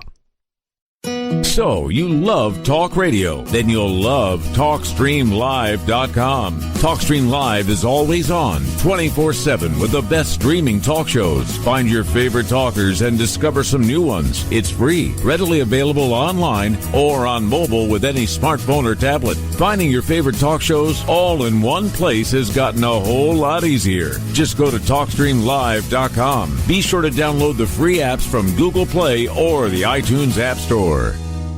If you have hard water, the lime scale not only leaves white spots, it clogs pipes and breaks down appliances, costing you hundreds of dollars in energy and wear. Eliminate lime scale and other water issues like brown staining and bad odors with HydroCare water products available from Wave Home Solutions. Wave's affordable water systems don't use salts or chemicals. You'll love the way your water tastes, smells, and looks. Satisfaction guaranteed. For more information, go to bestwater123.com. That's bestwater123.com. Times are changing. The circus of politics, healthcare's low standards and high prices, and let's not forget food quality. What to do? Arm yourself with Life Change Tea at GetTheTea.com. In a world of chemical imbalance and poor air and water quality, it's time you make a move. Log on to GetTheTea.com and stock up on organic non-GMO supplements. Don't forget the tea. Cleansing your body never felt so good. And we have a brand new tea called Takedown Tea, which helps support healthy glucose. All natural body support so you can be at your best, naturally. All you have to do is log on to GetTheTea.com. That's GetTheTea.com. We're not a fad that comes and goes. We are the real deal. Join us and armor up. GetTheTea.com. That's GetTheTea.com. Changing America's health one tea bag at a time.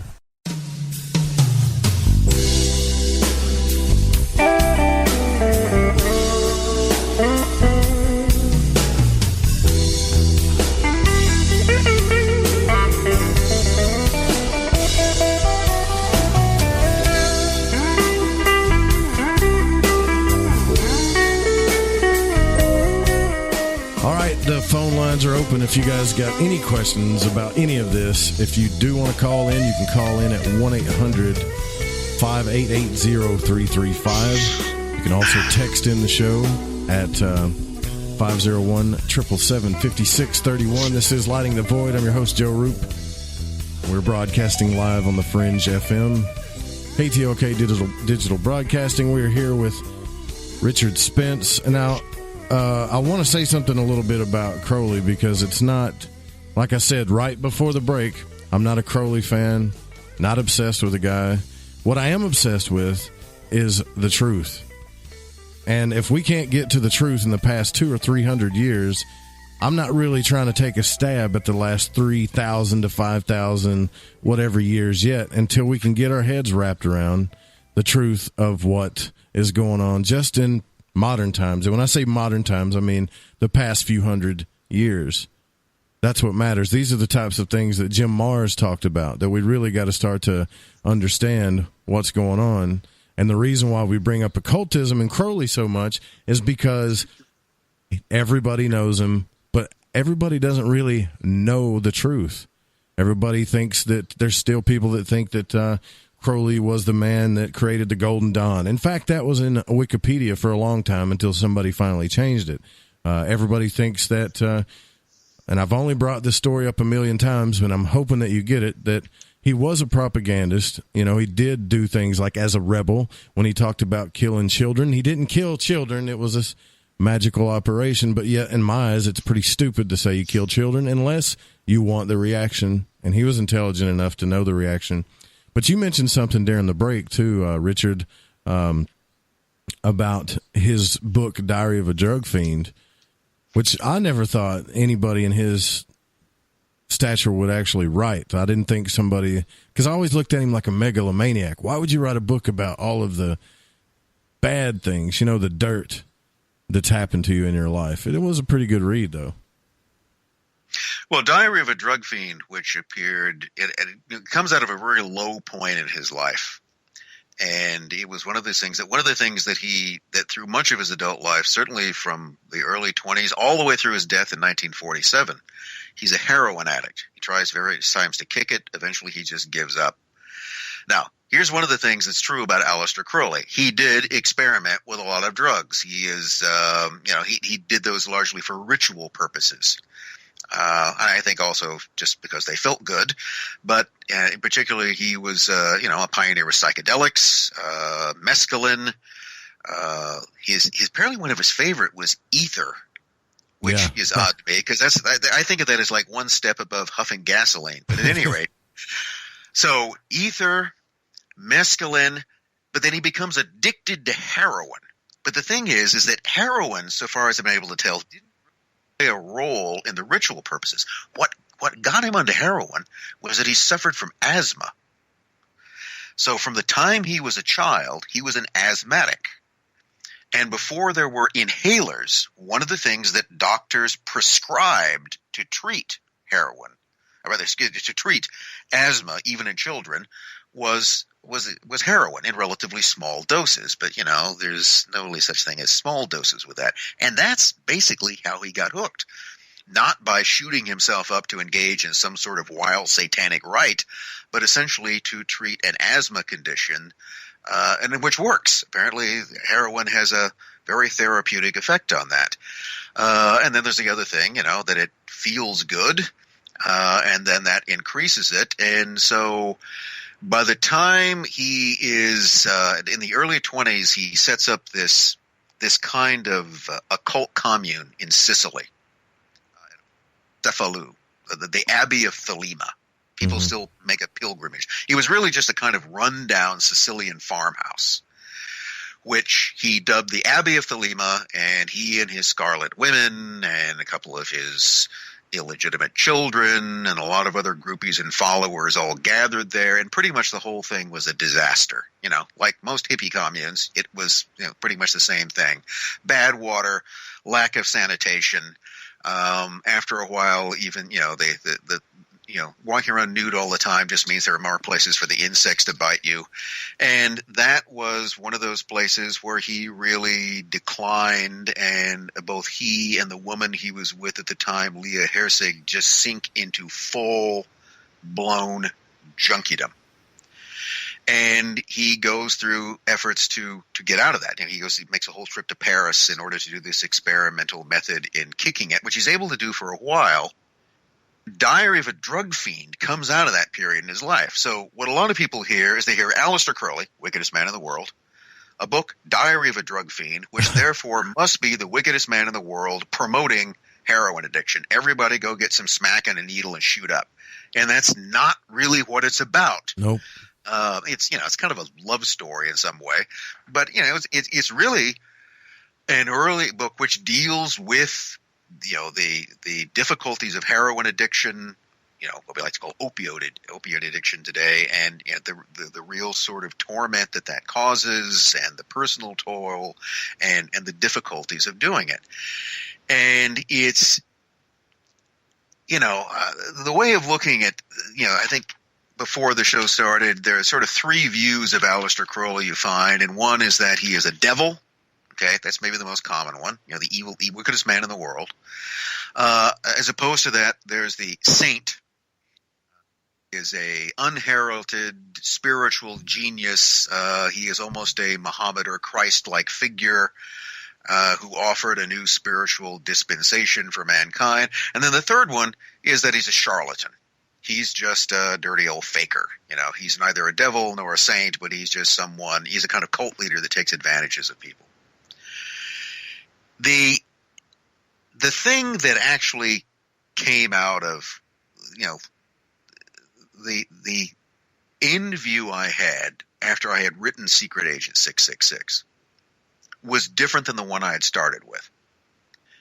And when I started it out, I didn't view him as a devil or a saint or a charlatan. I considered all of those possibilities to some degree, and I wasn't writing the book to try to prove, that he was good, bad, or I wasn't writing the book to redeem his reputation or to condemn him.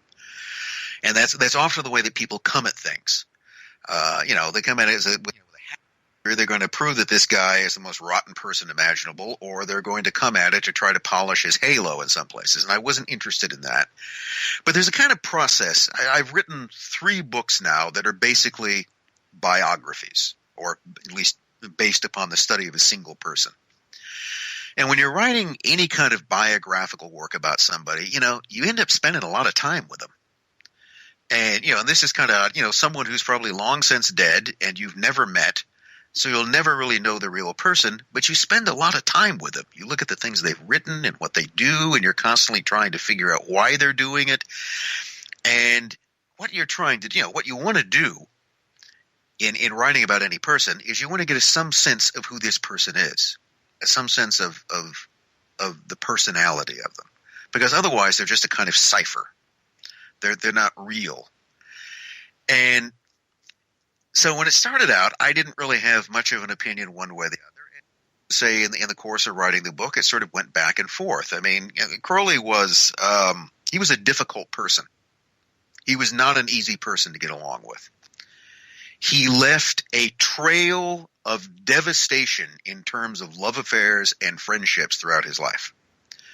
Very few people stuck with him to the end for the simple fact that he was a difficult person to be friends with. He was demanding. He was extraordinarily selfish.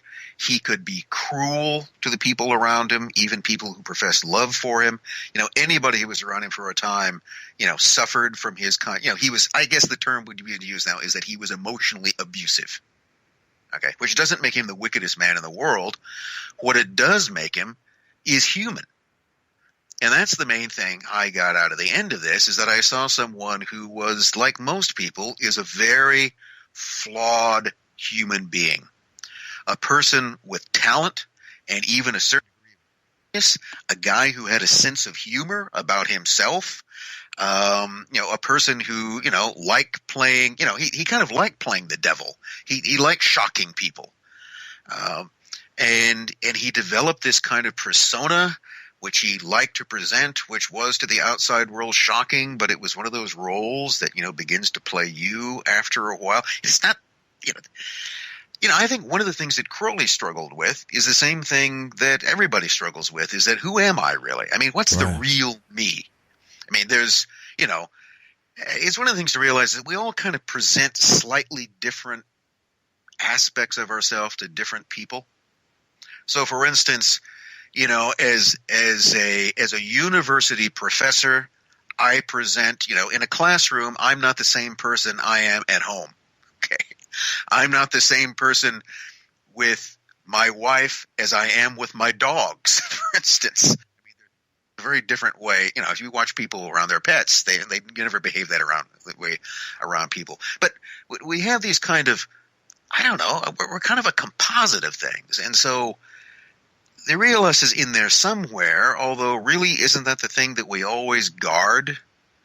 Isn't the thing that most of us are really afraid of is revealing our true, unarmored self to people? That's it. And that we build up all of these other things around us to shield that and to protect ourselves. And Crowley, he's just human. He does the same type of thing. I think there was one person, it might have been the writer Dennis Wheatley, who said that, he kind of admired Crowley and liked him, but he said there were two things I would never do. I would never loan him money or leave my children alone with him. And I don't think that's because he thought, he was going to sacrifice his children to do something. I just think that he would probably be kind of a scary, maybe he's going to tell a time story. I did something like that once. I can confess.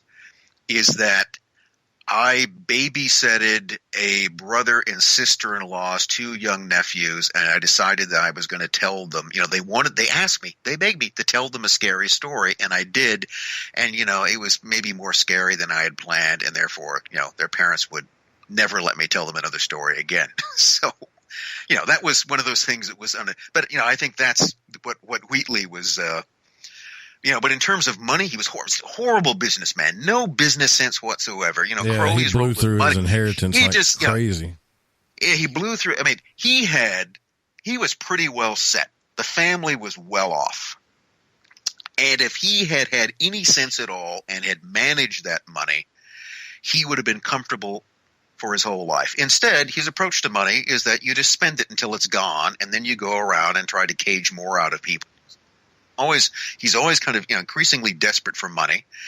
In 1934, and remember he doesn't die until 47, he goes bankrupt, and he is bankrupt for the rest of his life.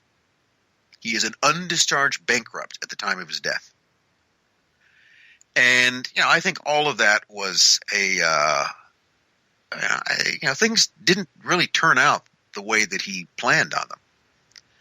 And, he had envisioned himself again as creating a whole new spiritual dispensation for the human race. Crowleyanity or Thelema was now, it was going to become the new religious vogue. And, let's face it, that didn't happen. Outside of a few relatively small groups, Thelema never took off. And as he was increasingly older and as his health declined, and as he made efforts to try to redeem his reputation, that failed. There's a particular incident which doesn't get much attention, but it's worth bringing up because it touches upon this whole thing about how Crowley saw himself and how other people saw him and how he had created an image for himself that was very difficult to throw off.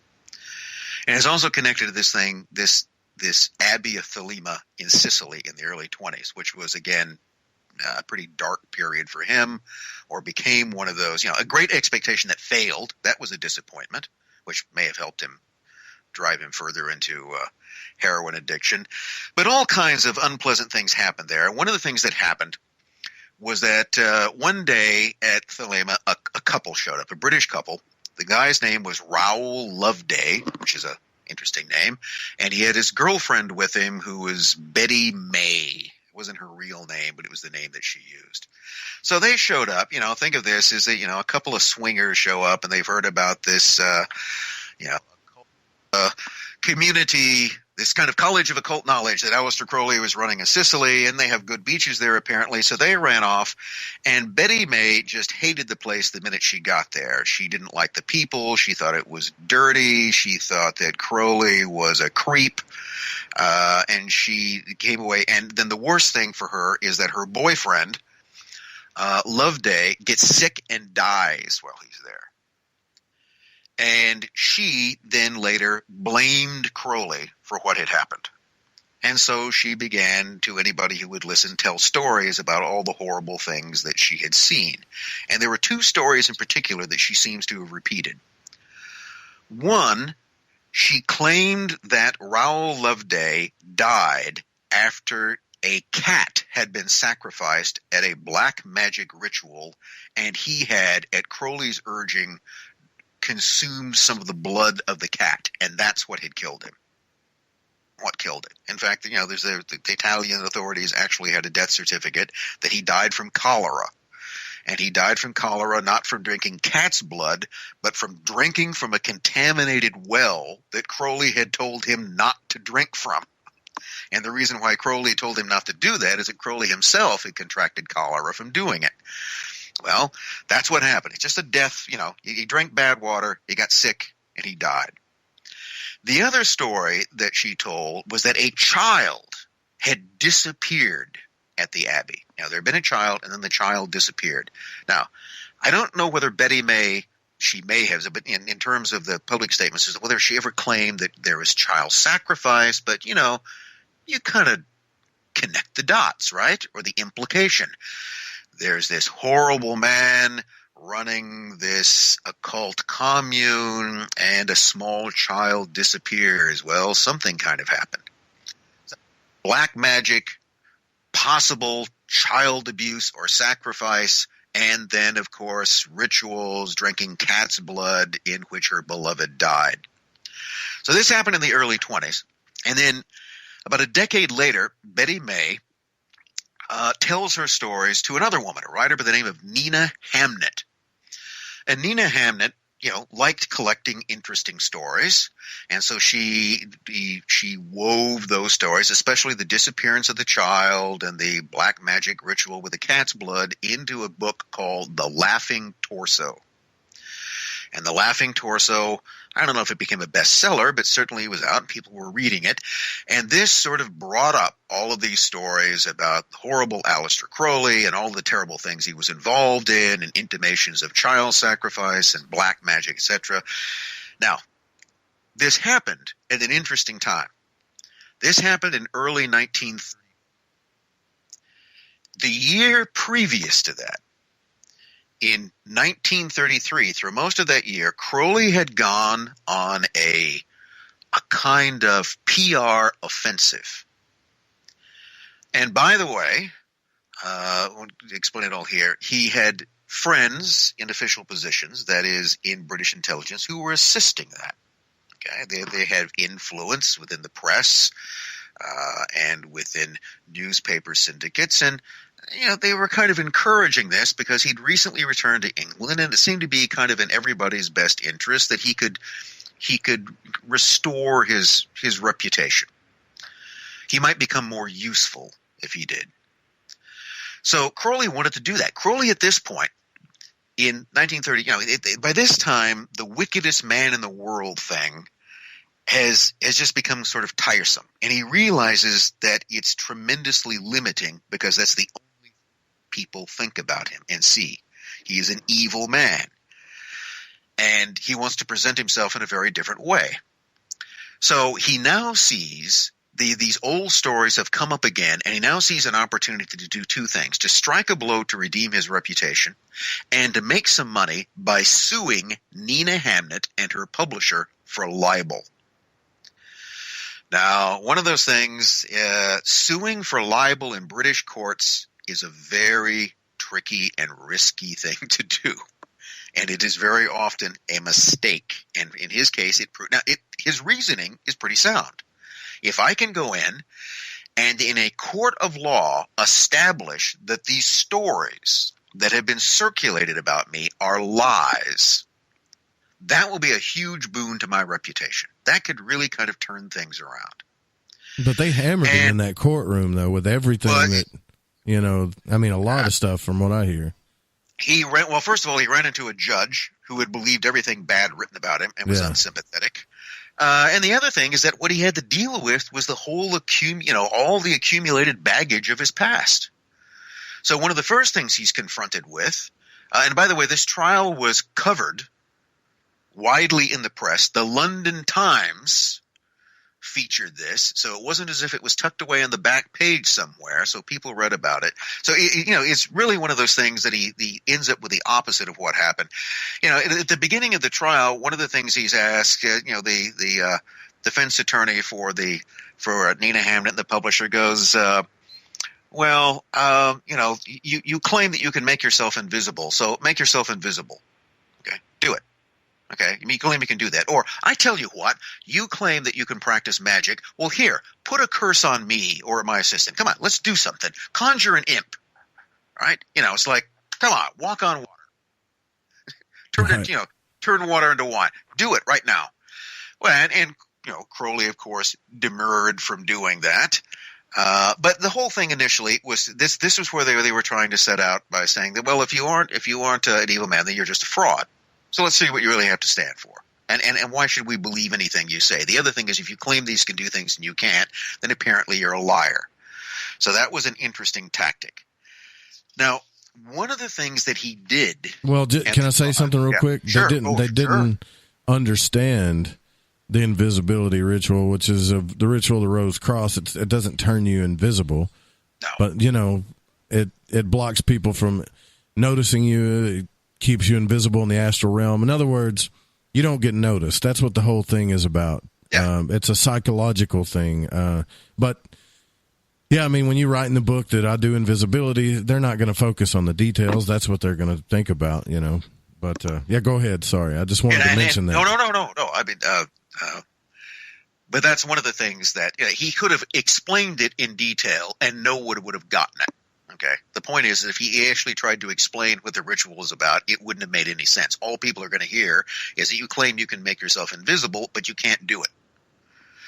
So either you're refusing to do so. And one of the things he's then asked is that he's asked directly, at any time have you practiced black magic? And his answer to that is no. Right. And then he's asked, well, what is the object of the magic in which you believe? And he goes, my particular branch is the raising of humanity to a higher spiritual development. Dealing with certain matter he wrote in America during the war, Mr. Crowley said, he wrote what appeared to be German propaganda so as to destroy German propaganda. He reported his activities to the chief of his service, Captain, later Commodore Guy Gott. I came back to England immediately after the war, added Mr. Crowley, and if I had been a traitor, I should have been shot, and it would have been a good job too. But nothing happened. Now, in that statement, by the way, he's telling the truth. Okay, he did. I mean, he's mentioning Gaunt. He's explaining what it was that he did. He's saying more than he should have. And by the way, he gets in trouble for this because, see, this is one of the things. I guess the question might come up, well, why doesn't Crowley just explain everything he did? Why doesn't he just explain it the way that I was trying to explain it? Well, he can't do that because one of the agreements in this type of work is that you never talk about it. And that can't be emphasized strongly enough. Right. You never talk about it. The rule of without silence, permission. yeah. Well, there's that. And in Britain, there's a very stringent thing called the Official Secrets Act. All right? And the Official Secrets Act is basically whatever the government says is secret and any type of work that you did for them, you cannot talk about it without their permission and come after you. Now, keep in mind, Crowley was someone who, by this time, was largely dependent on handouts from the end. This raises this question, once he goes bankrupt, as a result of this trial, by the way, partly, one of the reasons he goes bankrupt is that he spent the last of his money on lawyers, and then the question becomes, what does he live on for the rest of his life? Who pays his rent? Who supplies him with food and heroin?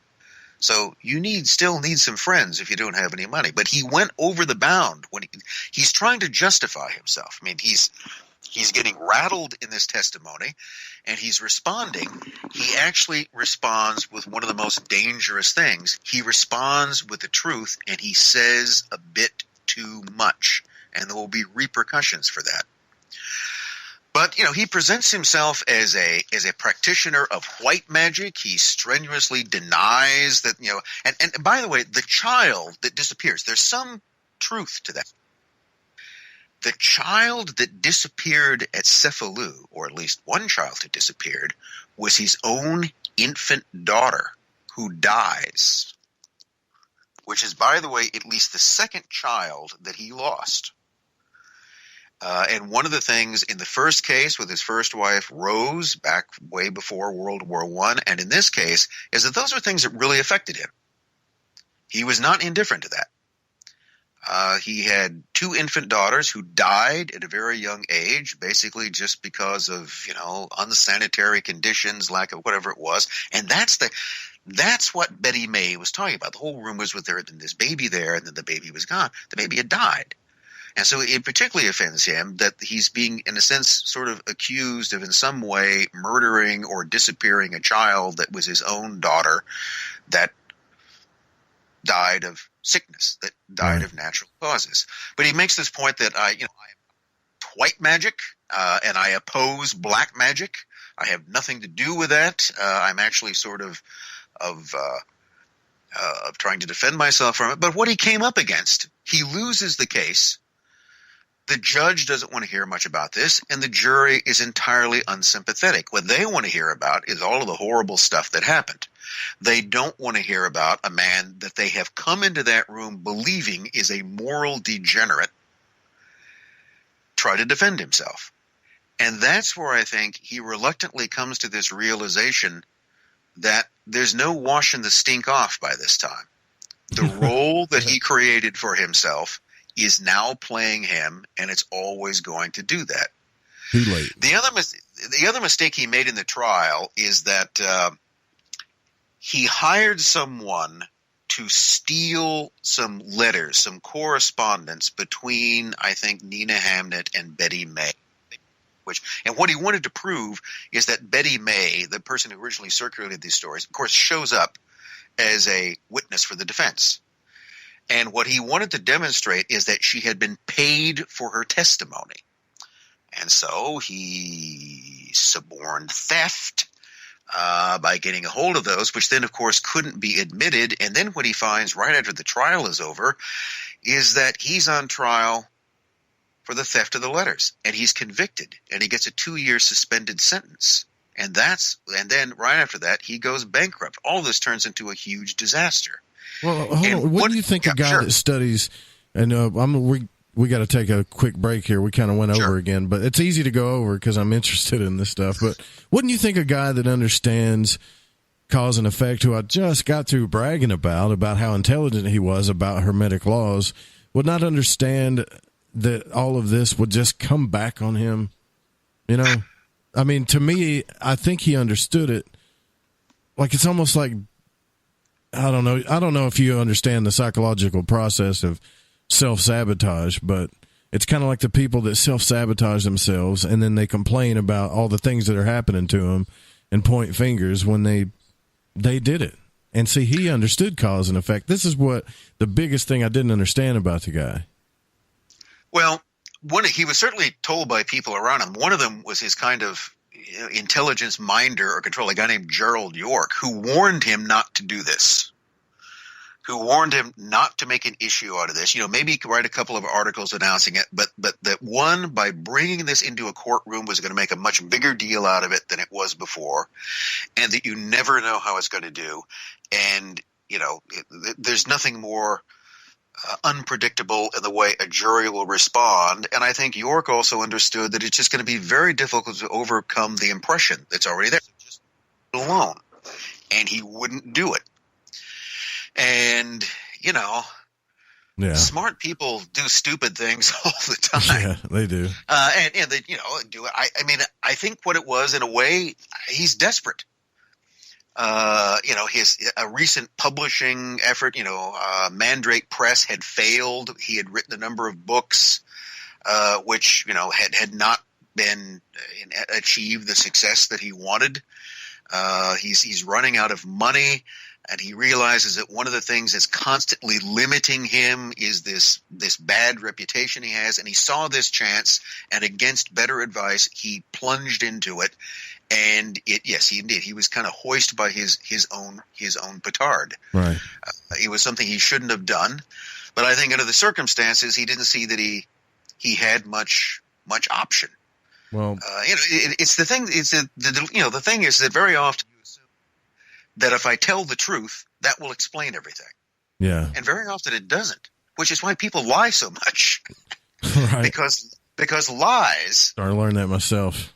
Are often easier to believe than the truth, and they often are more logical. So you can invent a lie and you can make it sound logical. The truth is often just, weird. It doesn't make any sense. Right. And therefore, it's easier to make up a story than it is to tell the truth because, I've heard this before. Nobody would believe me if I told you the truth. And then when he tries it, when he tells the truth in this case, nobody believes it. Well, what I wanted to ask you about, because we do got to go into the break, I wanted to ask you about the occult and, as its role in conspiracy. Because, look, come on. I mean, that's what everybody's talking about. Everybody is thinking that it's a new world order. And it may be run by super secret societies that understand occult principles. And, I'm just wondering how this ties together. But, yeah, we really got to take a break. We'll be right back, guys, with author Richard Spence. Don't go anywhere.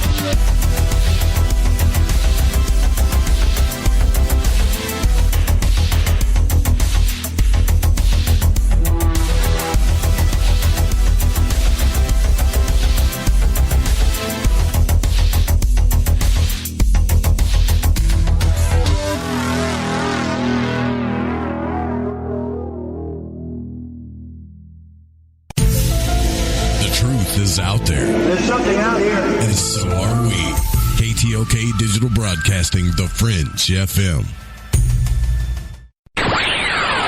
You're listening to Lighting the Void Radio.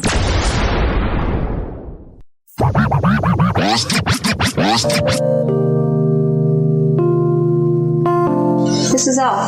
I listen to Lighting the Void because it's interactive radio with good content, interesting guests, and a humble host, sharing his journey through the esoteric. Hey, Joe Roop. Thanks for having us along for the ride. Thank you so much for a delightful evening. Well, I got a lot of ground to cover.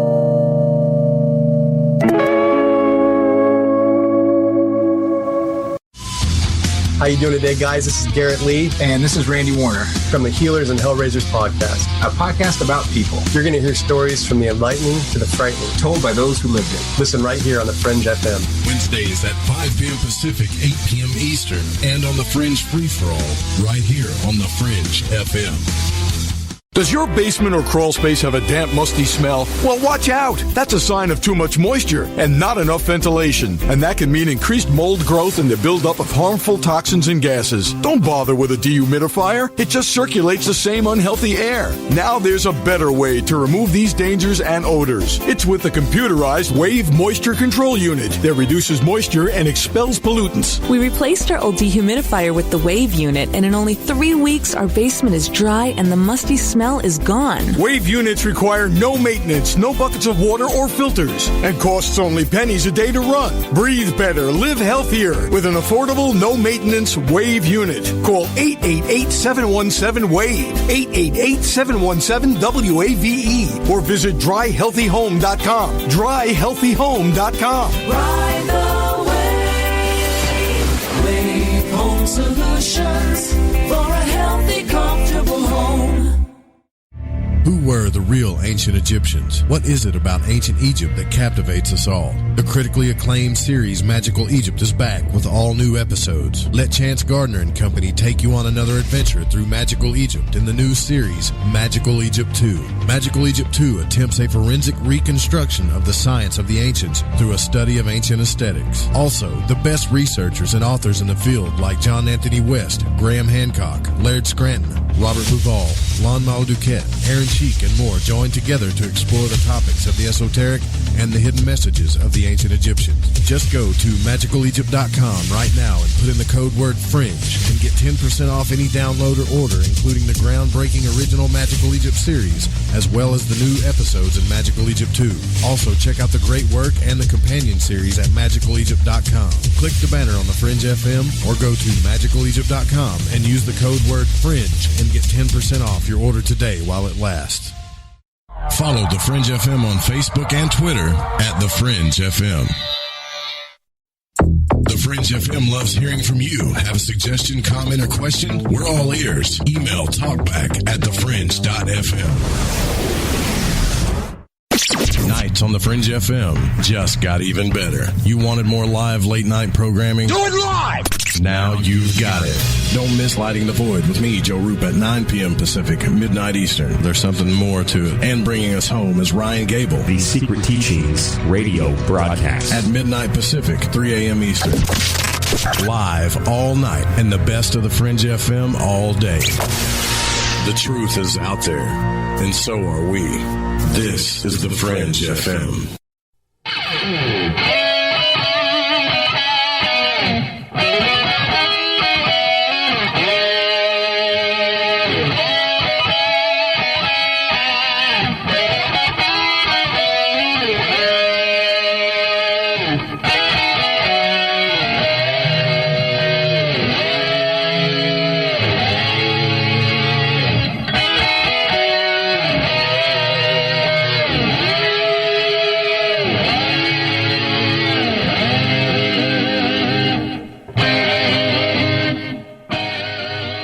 Welcome back to Lighting the Void. If you are just joining us, thank you so much for joining us. We're here with author Richard B. Spence, professor as well, history professor. We've been talking about Crowley and that book that he wrote on that for the past 2 hours. Fascinating subject because for me it is. It's one of the most interesting subjects there is when it comes to occultism, because you guys know that I like to study the occult. But one thing I do want to say and get out of the way is that there is they did fix that on Wikipedia, I believe, so everybody should know by now that yes, Crowley went into the Golden Dawn. Pretty much all kinds of crazy stuff happened in the Golden Dawn, and then he left the Golden Dawn, but this is just really short, and then they disbanded, and then he joined the OTO. See, some people still think too, Richard, that Crowley created the OTO, which he didn't. He just came along and pretty much already knew their secrets. In fact, they kind of accused him of stealing their secrets until they realized that he already knew it. Well, with the OTO, he basically, I mentioned before this guy named Theodore Royce. Now, Royce didn't found the OTO either, but he was sort of in on the founding. I think it wasn't one person, but it was Royce, a guy named Karl Kellner, and others, all Germans and Austrians. And then Royce dies. Royce and Crowley are still in contact during World War I, but then they begin to fall out, particularly when Crowley begins to sort of press basically to become Royce's successor. And Royce, I think, dies in the early 20s. I'm thinking 1923. It might have been somewhat earlier than that. But there are all of these questions about when Royce died, did he actually make Crowley his successor, or did Crowley just waltz in and try to take over? And those arguments still continue. There were parts of the OTO who never accepted him. And there were other parts, especially in Germany, who accepted him very reluctantly as the outer head of the order. But basically, he just waited until Royce died, and then assuming that nobody else had really claimed to it, just came in and said, well, I'm now the outer head of the order, and everybody has to bow to me. It was, if I was a lawyer, I'm not, but if I was a lawyer, I think there's a case there to contest that. I think his claim to be Royce's successor, in all fairness, was dubious. Not saying that it was false, but that it was dubious and open to dispute. But nevertheless, that's what he just pushed his way in, and he just sort of proclaimed himself the leader, and you either accepted him or you didn't. But no, he didn't found it. Well, I do want to confess something here, and I really want to get in this with you. You know, and my audience knows, and I've confessed to you that, you know, I've been in Masonic lodges, I've been in Rosicrucian lodges, I've studied the occult, I've practiced it. Everything I've ever found in occult and esoteric studies has been some of the most enlightening and life-changing, I would say, truths and awareness. Everything, consciousness, you name it. It's all been very, very good for me. Now, I've always struggled with people that would point their finger at an occultist and say, bad, like bad dog, right? And knowing that they never really actually did read a whole book about it. They might have scanned through some pages, but they never read an entire book about it. But so I would, like I was telling you during the break, I would get angry at people like, you don't understand it. This is the most misunderstood thing in the world. But now what I find is that you can take Scientology, you can take some of these teachings, beautiful things in the beginning, but there's this stuff at the top, the very top level teachings. You got to go all the way through this stuff to get to the final point, because everybody's chasing that secret in these secret societies. If you're interested in mysticism, not just being in a fraternity, if you're actually interested in the study of it, and they're chasing this truth, and they find out it's really either not that special or that it's kind of crazy, like the whole Thetan story with Scientology and stuff. So it's what I'm saying is I don't think it's bad, but I don't know if there really are these crazy secret societies running the world, trying to start a new world agenda. I don't care how many people will push me to the side by saying that. I have found no real super proof of that other than a lot of circumstantial things. Do I feel like it's going on? Yes. You know, and that's why I'm interested in talking to you about it, because knowing that Crowley was interested in these intelligence, and not only interested, but involved in these intelligence operations, one of the most well-known occultists of our time, makes me wonder, honestly, what the hell is really going on?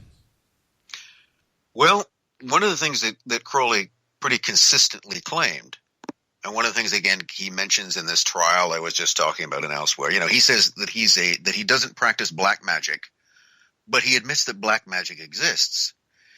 And Crowley, in fact, this comes out, you know, he wrote a novel, which he actually wrote during World War I in the U.S. It wasn't published until about a decade later, called Moonchild.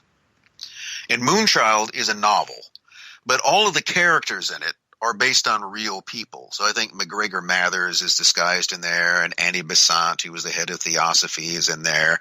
And they're all sort of good guys and bad guys, and he's disguised as a character. But what that whole book is about is a battle, essentially, between good magicians and evil magicians, or specifically between two groups of them, the White Lodge and the Black Lodge. Mm-hmm. Okay. Now, I'm sure somebody out there who just heard me say that said, oh, like Twin Peaks. Yeah, like Twin Peaks.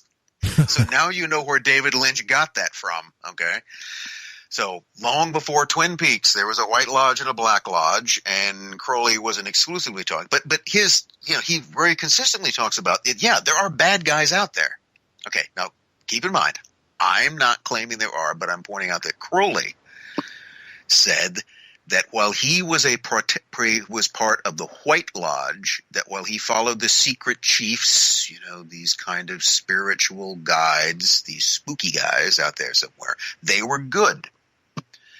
And that the whole purpose of the magic that he practiced and he tried to teach was to oppose the Black Lodge. But yes, that there was a battle between sort of good wizards and bad wizards, black magicians and white magicians, and that this was this kind of eternal contest between the two. And the name for the evil magicians were the Black Brother. Anybody that Crowley didn't like, if you look through his works, if he really didn't like someone, he calls them a Black Brother. And what he means is that they are essentially on the dark side of the occult, that they are, you know, they are minions of evil, you want to think of it that way.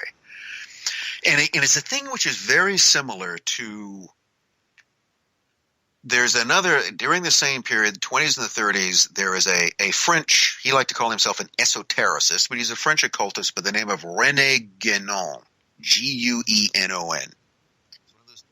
It doesn't come up a lot, but René Guénon was a contemporary of Crowley. He didn't particularly like Crowley. Guénon was never sure whether Crowley was sort of on the good side or the bad side. He's very dubious about him. But Guénon was in touch with a lot of the currents, and Guénon talks about the same thing. He doesn't talk about, a white lodge and a black lodge, white brothers and black brothers. He talks about what he calls the genuine tradition and the counter tradition.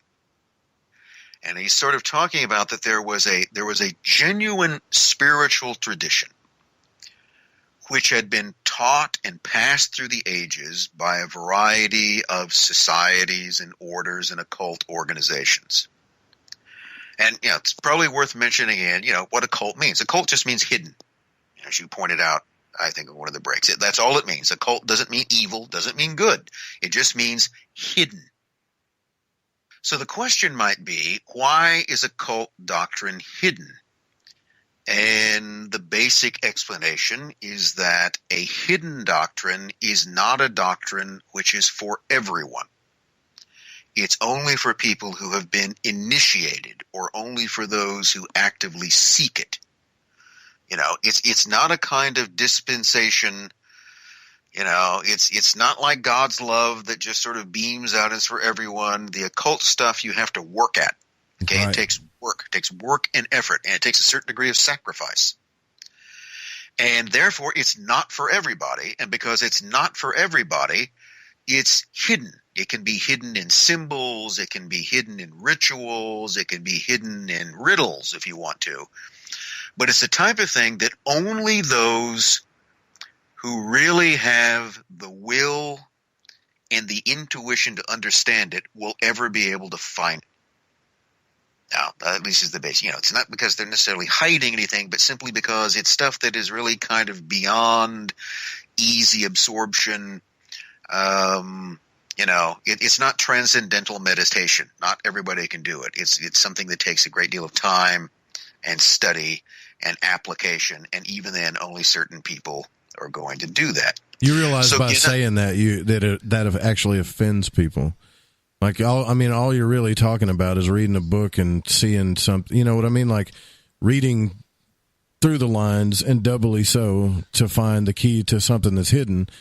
I mean, that's all it is, but people get offended like, oh, I'm not special enough to know it. Well, I mean, if you pursue it, you probably would find it out. That's all there is to it. Again, it's not one of those things, it's not my thing. I've known people, well, you and others who go through the process. Yeah. I think I understand basically what it is. I feel left out of not having occult revelations. If that's the case, it's because I haven't looked for them. And I think that's really what it comes down to. It's not, how smart you are. Right. It's simply whether or not that's what you want to put your time and energy into, because it does take time and energy. There's a serious pursuit of anything types. If you want to paint, if you want to, you want to play the piano, you've got to practice. It's just like that. Okay, you want to play the saxophone, you've got to practice. Nobody picks one of these things up and you just immediately play. It takes hours and hours and hours and hours and years and years and years of practice. And even then, you may not be that good because other people are doing it. But that's the same type of thing. Occultism is a kind of pursuit of spiritual knowledge that requires a great deal of work, and probably which most people won't go through. So Guénon's argument is that there was an authentic mystical tradition that flowed through Western culture through a variety of organisms, like the Rosicrucians and others. But then there was a counter tradition. And what he meant by that really was a counterfeit tradition. There was genuine sort of occult knowledge, and then there was the misleading counter knowledge. And the whole purpose of the counter knowledge was not to lead people towards enlightenment, but to lead them away from it, to lead them off towards the left-hand path that eventually would culminate in them stepping off a cliff or completely obscure this. And Guénon believed, similar to the way in which Crowley believed, that there was this eternal battle between the White Lodge and the Black Lodge, which most people are completely unaware of, that there was this kind of eternal struggle between the genuine tradition and this counterfeit tradition. And the problem was telling the two apart, because outwardly, even to many students of the occult, they appeared to be the same. But that it was, one could be easily misled. There were lots of traps and pitfalls in this, and it took a great deal of even more study and attention, and to a certain degree faith, to try to figure out in what direction you were headed in. So if you look at those two examples, if you look at Guénon, and Guénon looked around him in the 20s and 30s, and he was constantly trying to size up as to what side. So, for instance, one of the people that Guénon was convinced was a tool of the counter-tradition was Adolf Hitler. And his idea was that Hitler was posing as a kind of messiah of the German people, as a man who was going to rebuild the country. But Guénon believed that Hitler and his whole movement was being influenced by, quite literally, the darknesses of this counter-tradition, masquerading as liberators, masquerading as someone who was going to bring enlightenment, but that what they actually brought was ruin and destruction, most of all upon Germany itself. And that was the kind of curse which this the counter-tradition always brings evil and destruction, even though initially it doesn't look like it. Now, I mean, really, to boil it down, it's just the same story of the battle between good and evil, right? Okay, just casting it in different terms. So both Crowley's idea of this sort of battling, this kind of occult battle, and Guénon's genuine and counter traditions do sort of pose this idea. It's an idea that there is a kind of invisible war which is taking place. And it's a war which is presumably waged all around us. It's a war in which the front line may be various secret societies or lodges, but it's all, and it was trying to, the genuine tradition is trying to reveal the truth. The counter-tradition is always trying to cover up the truth. That is, to occult the occult, to keep it hidden, and to pervert any kind of its teachings into a completely different direction. So if somebody comes along and goes, well, there are secret societies which run the world, well, one of the things I've come to the conclusion of is that the most important secret society that has ever existed is the one that we don't know about. And there's got to be one. Right. The ones, I mean, people might ask, well, secret society. Well, secret society doesn't mean that the society is secret. That's not really what it means. So, for instance, Freemasonry is not a secret. Okay, they advertise everywhere. Okay, the Oddfellows are not secret. I mean, even the OTO isn't secret. They don't hide their existence. What's secret is what goes on within the organization. What's secret is what people who are initiated are sworn to protect, which are the rituals and the doctrine, things that maybe seem to be important or might seem to be silly to outsiders. It would all depend from your perspective. But what you are protecting is what it is that the organization stands for, and you're careful about who you admit to it. That's one of the hallmarks to me of a secret society, is that the membership is selective. You just don't walk in and go, well, I want to be a Mason, and say, okay, here you go, we'll sign you up. No, you have to be accepted.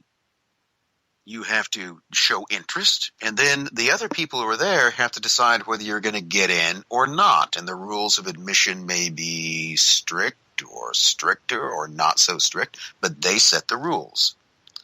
So a select, and then once you're in, you are initiated. You go through some sort of process by which you are bonded with the group, and then you swear your secrecy and loyalty. Every secret society has people swear to keep the secrets because there is something to be kept. So it's not the outward appearance. Now, other secret societies can indeed be secret. Okay, maybe one of the secrets you're supposed to keep is the very existence of the organization. Remember, it all depends upon what the internal rules are, not what is the external appearance. So one secret society may keep its rituals and doctrines secret, but otherwise advertise itself to the world. Secret society may in fact make its highest priority not revealing itself to the world, or not revealing itself to the world under its actual name. It's, give you an example of this from a different perspective. Among secret societies are criminal organizations. Every criminal organization is a secret society. They operate by the same rules. So maybe the most familiar secret society, the one I'm sure everybody's heard of, is the Sicilian Mafia. Okay, and then you got the Sicilian Mafia, and then there's the entire Italian Mafia, American Mafia, Russian Mafia, Japanese Mafia, Mafia everywhere.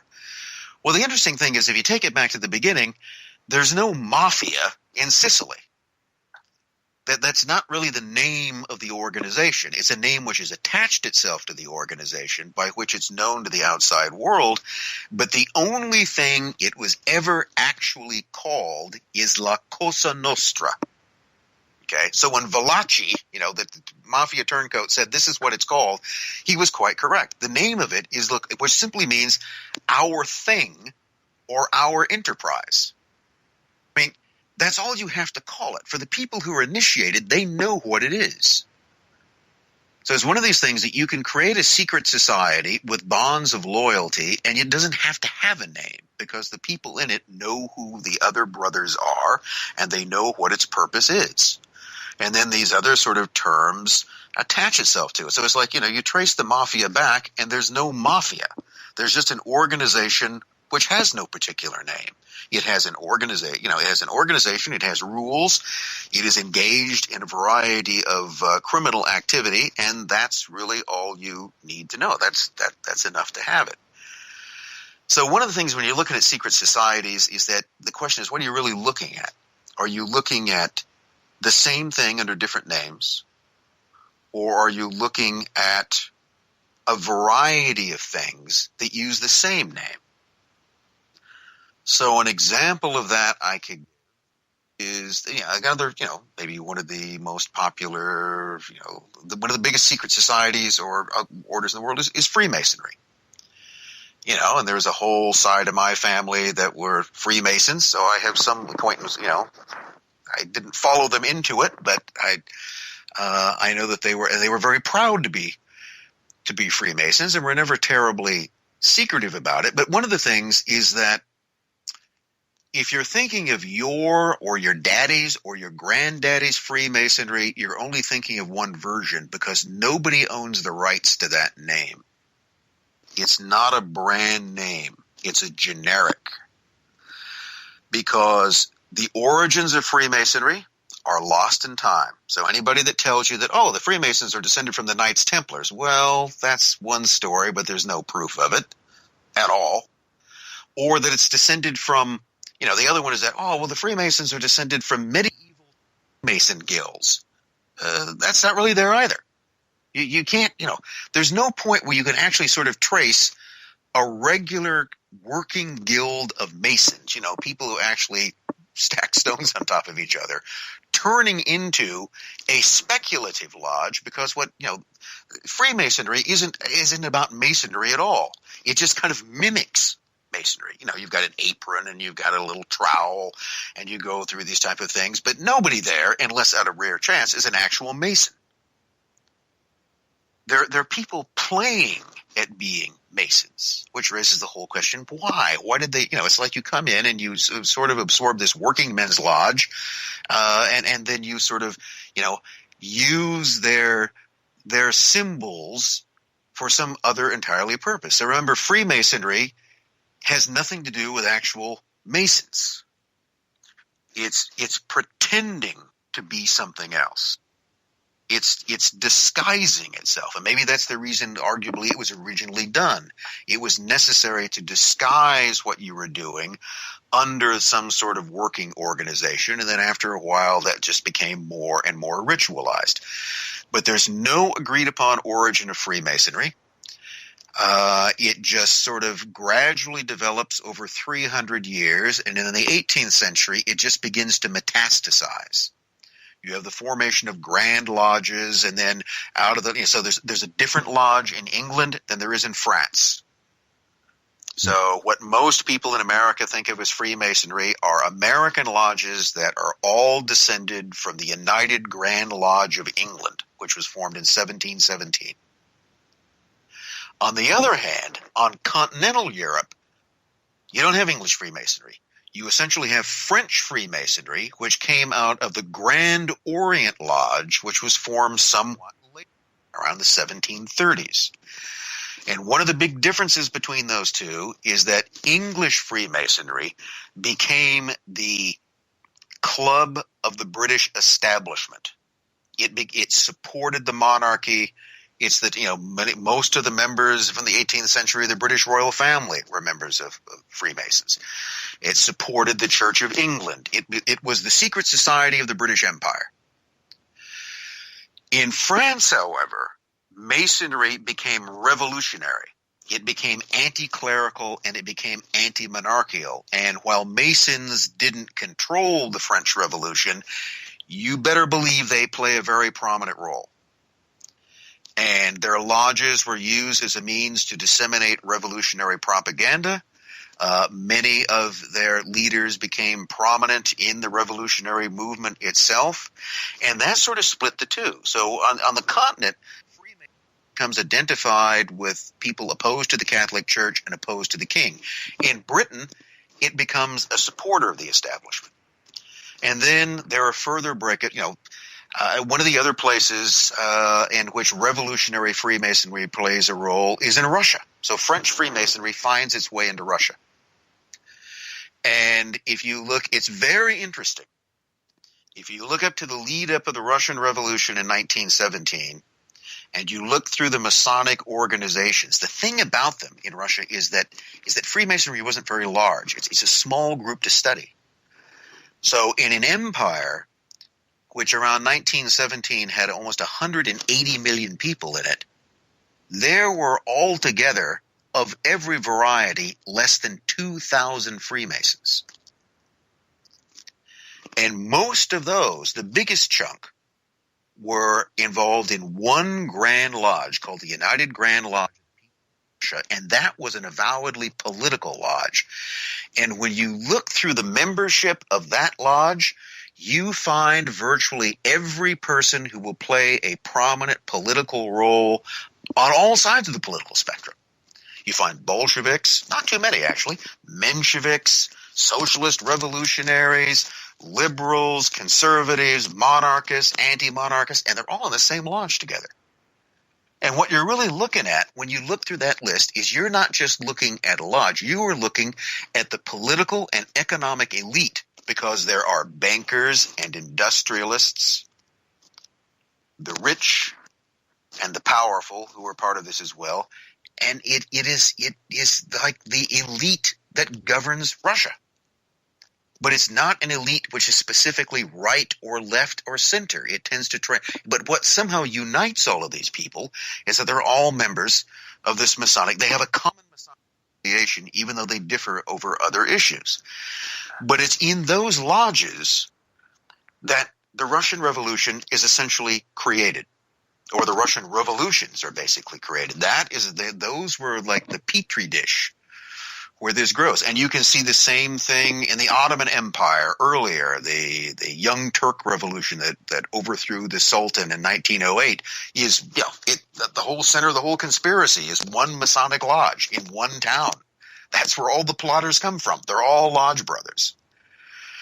So the argument that you'll often hear is that, well, Freemasons aren't supposed to have anything to do with politics or the discussion of religion. Well, sometimes that's true, and that might have been true in your daddy's lodge or your lodge or your granddaddy's lodge. South, I can tell you but that. it is not true everywhere at every time, and it probably isn't true most of the time.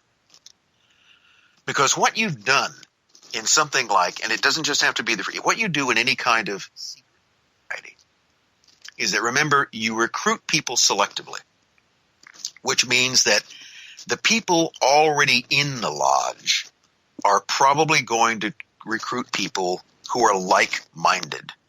I know there's all this talk about diversity, and everybody likes to have a diversity of opinion, but the reality is that people don't like having a diversity of opinion. Okay? They like hearing what they already think. So a lodge will develop a particular personality. The people in the lodge will pick new members who are pretty much like-minded. And so what do? You get a bunch of like-minded guys who meet on a regular basis. And even if they're not supposed to, within the lodge, talk about politics and religion, you know they're going to talk about politics and religion. If they don't talk about it in the lodge. Remember, the lodge, their position as lodge brothers isn't just when they're in there. It's all the time. So anywhere they meet, they can begin to discuss these things. You get like-minded people who are sworn to oaths of secrecy to each other, and that, I would submit, is the perfect ingredient for conspiracy. And the thing about it too is the secrets, you can learn all the rituals that I've found in Masonry online, right? You can learn all of it. But what they do keep secret are passwords and handshakes and the tests that they use to legitimize your brotherhood to them. They have secret hell signs, like you could break down on the side of the road and perform a certain sign, and if a brother passes you by, he's obligated to stop and help you unless he has to take care of his family first. So now you've got these people all over the place. I know for a fact I've got a friend of mine that performed and I'm not really bragging for him, but he performed a certain sign in a courtroom. And nobody saw it because it's very, kind of nonchalant. But the judge did. Took it pretty easy on him. See, that kind of stuff worries me. Well, stuff like that has been going on for a long time.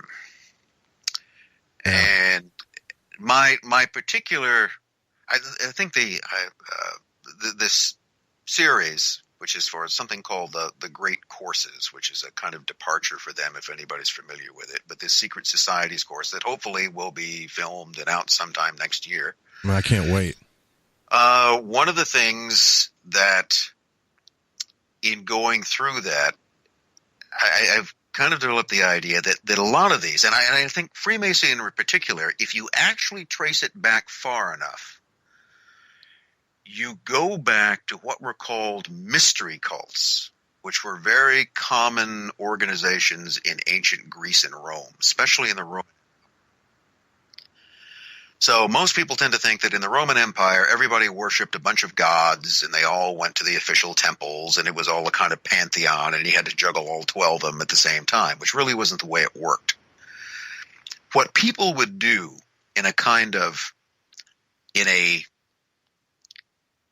where you have a number of gods and goddesses, where you have polytheism, is that they would generally focus on one or two. It's sort of like saints, which are really sort of the substitute for other gods. You have particular ones. You don't pray to all the saints, right? You have patron saints, or you have the saints that you would focus on, and it's those that you then use to access the higher power. So what people would do in the Greek and Roman times is that the popular thing to join was a kind of secret society, which we call mystery cults, and they would be focused around a particular god or a goddess or a mythology. And again, people would have to be chosen. You would have to go through an initiation. You would learn mysteries that you could never really talk about. And this became something that sort of bound people together. They became these kind of religious communities. And there was a great deal of, much of our sort of occult symbolism. In fact, you were talking about Manly P. Hall. Mm-hmm. Another name to sort of conjure with in this is Albert Pike. Right, yeah. Okay? One of the figures in American Freemasonry. And if you look in Albert Pike's Morals and Dogma, which was his long treatise on the whole history of Freemasonry, especially Scottish Rite Freemasonry, one of the things that Pike says in there is that Freemasonry is basically the modern form of the ancient mysteries. Yeah. And in that, I think he's correct. I think he's onto something. I mean, there's a lot of changes that have come and gone. And I think that's why there's a lot of stuff in terms of Masonic symbolism and even in rituals that they're part of the process, but I'm not sure that anybody can, and they may have, but exactly their origins, like the whole origin of the society itself. Nobody knows. Yeah, you don't know. You just do it. You do it because that's the way it's established. And I think in some cases the original meaning of these things were lost, but they've been carried on. And I think those mystery societies, which all tended to revolve around the quest for immortality and special knowledge. And one of the most important of those mystery cults in the Roman world and in the Greek world before that was a thing called the Eleusinian Mysteries. Anybody who's interested can, E-L-U. Eleusinian. Yeah, Eleusinian. It begins with E-L-U. Yeah. I'm getting tired. We only got about 10 minutes left, but you're right. Yeah, a lot of it's based on the Eleusinian Mysteries. Eleusinian Mysteries were very popular because they were very exclusive. But one of the things that you supposedly saw in the Eleusinian Mysteries is that you saw the mystery, you saw the revelation of the afterlife. See, this was the whole thing. You're going to go through this whole ritual. By the way, the ritual seems to have involved psychedelic mushrooms, just in case anybody wants to know. Because you had to drink this beverage called kykeon, and that one of the ingredients in it was mushrooms. And after that, people saw things, and you were taken into this enclosed room, and there were obviously people performing on stage and fire, but people were very deeply impressed by that. I mean, you talk about the power of the Eleusinian Mysteries is that people who went through it were never the same. They believed that they had seen the other world, and that was a privilege which was granted only to them. So these mystery cults were, for centuries, very, very powerful influences on people. And I think many of them simply continued, and through the Middle Ages and under Christianity and under Islam, they adapted and changed and morphed, and they took on the necessary shape that they needed to have, and that they then reappeared in the form of Freemasonry and Rosicrucianism and others. That all of these things are simply carrying on these traditions. Well, that would make sense in the fact that, if you talked about these types of things back during the Roman Empire, you could be severely punished, killed, strung up. So why not pretend to hide it under a trade like masonry? That's. I mean, how can we talk about these things and discuss enlightenment and discuss more than just Roman Catholicism or regular Christianity without getting strung up and killed? How can we do this? How can we keep these secrets? That's what I'm getting from it. Particularly if even more than the Roman Empire, if you're talking about medieval, let's say Catholic Europe, the church really frowned on people doing anything that the church didn't approve of. They still don't like Masons to this day. They denounce it. Well, no, they don't. I think since 1983, they argue that a Catholic can be a Mason, but they don't encourage it. But other than that, they absolutely hate each other. Yeah. There were popes. I was just looking at that the other day. There's one pope in the 19th century, I think Pope Leo XIII, who had 8 separate edicts against Freemasonry. 8, which then tells you something. If pope after pope keeps issuing the same edicts against the same organization, obviously it's not working, all right? You wouldn't have, you supposedly you should just do it once, and that would be the end of it. But no. You had to keep continually reinforcing the idea that Freemasonry was opposed to the principles of Catholicism. It was opposed to the principles of Christianity. It was a subversive, corrosive organization. And, I'm not sure who's won. Maybe Freemasonry has outlasted the Catholic Church, or maybe not. But the differences certainly continue because they were antithetical. Well, I'm starting to think that just like you discussed the magical war, that there is an inkling to think that there's also a war inside Masonry, and other people have talked about that too as well. I mean, there are societies that only care about, I mean, people are getting messages in their Facebook today, all these clandestine lodges and stuff popping up, asking you to join the Illuminati, and they want you to, when it's about, there are lodges that I know for a fact are all about power. I don't know if they're real or clandestine or not. I mean, there's vampiric lodges over in Europe. They call themselves vampires, but they wear the garments of Masons. Well, it's, that's crazy. There's an variety in these things. I think sometimes just because people like to dress up in, you can dismiss a lot of this, that it's just people who like to dress up in costumes and act out some kind of role. Cosplay. Right?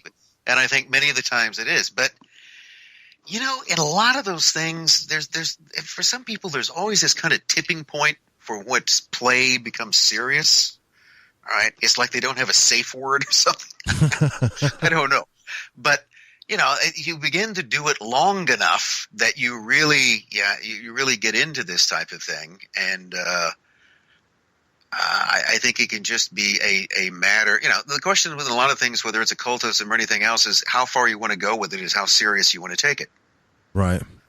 So it was similar to what someone told me, who also claimed to be an occultist, about sacrifices. And they said, look, it's sometimes in order to facilitate an operation, you offer a sacrifice. But the sacrifice is anything that is of value to you. So if you go out and let's say you go to a store and you buy a chicken that you don't know, never give it a name, and you take it and you sacrifice that for goodwill, for wealth or health or whatever you want. Well, how important of a, if you were whoever that sacrifice is offered to, would you be tremendously impressed by that? Okay, all this person did was to spend $4 and buy a chicken that they don't know. All right, yeah. Probably not. That would be a kind of a low rent sacrifice.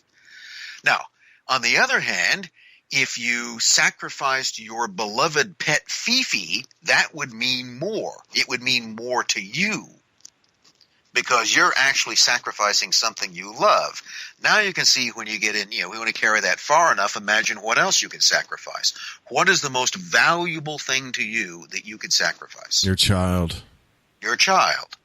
Now that's not to say that anybody would go that far, but sacrifice simply means the sacrifice of anything that has value to you, and the greater the value, arguably the more important the sacrifice, or at least you might imagine it would be. Right. Well, that's because the verse that I read in the Bible scared me when he told his Abraham to sacrifice his kid. I'm like, what kind of God's going to tell you to do that? You sure you're not talking to yourself? And see, this is where I get confused because I see parallels in things that I don't understand morally and a lot of different other ways. But we only got a couple of minutes left. I really want you to tell everybody where they can find your books, where they can find you on the web. I'd love to talk to you again. This has been probably one of the most interesting conversations I've ever had.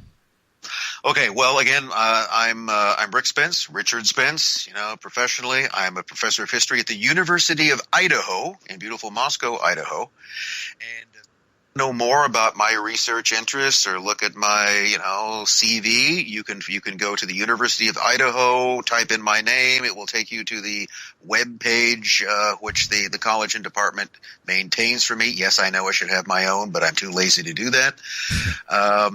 And also the books I have, I go over them. The most recent one is Wall Street and the Russian Revolution, 1905 to 1925. And if that sounds familiar, if you're familiar with Anthony Sutton's Wall Street and the Bolshevik Revolution, that's the book that inspired me to write this one. And if you think that's interesting, it's got a lot more information. So if you want conniving Freemasons, revolutionaries, industrialists, all true, go there. The other is, of course, Secret Agent 666, Aleister Crowley, British Intelligence and the Occult, that we've been talking about. There's a lot more in the book than we've talked about here.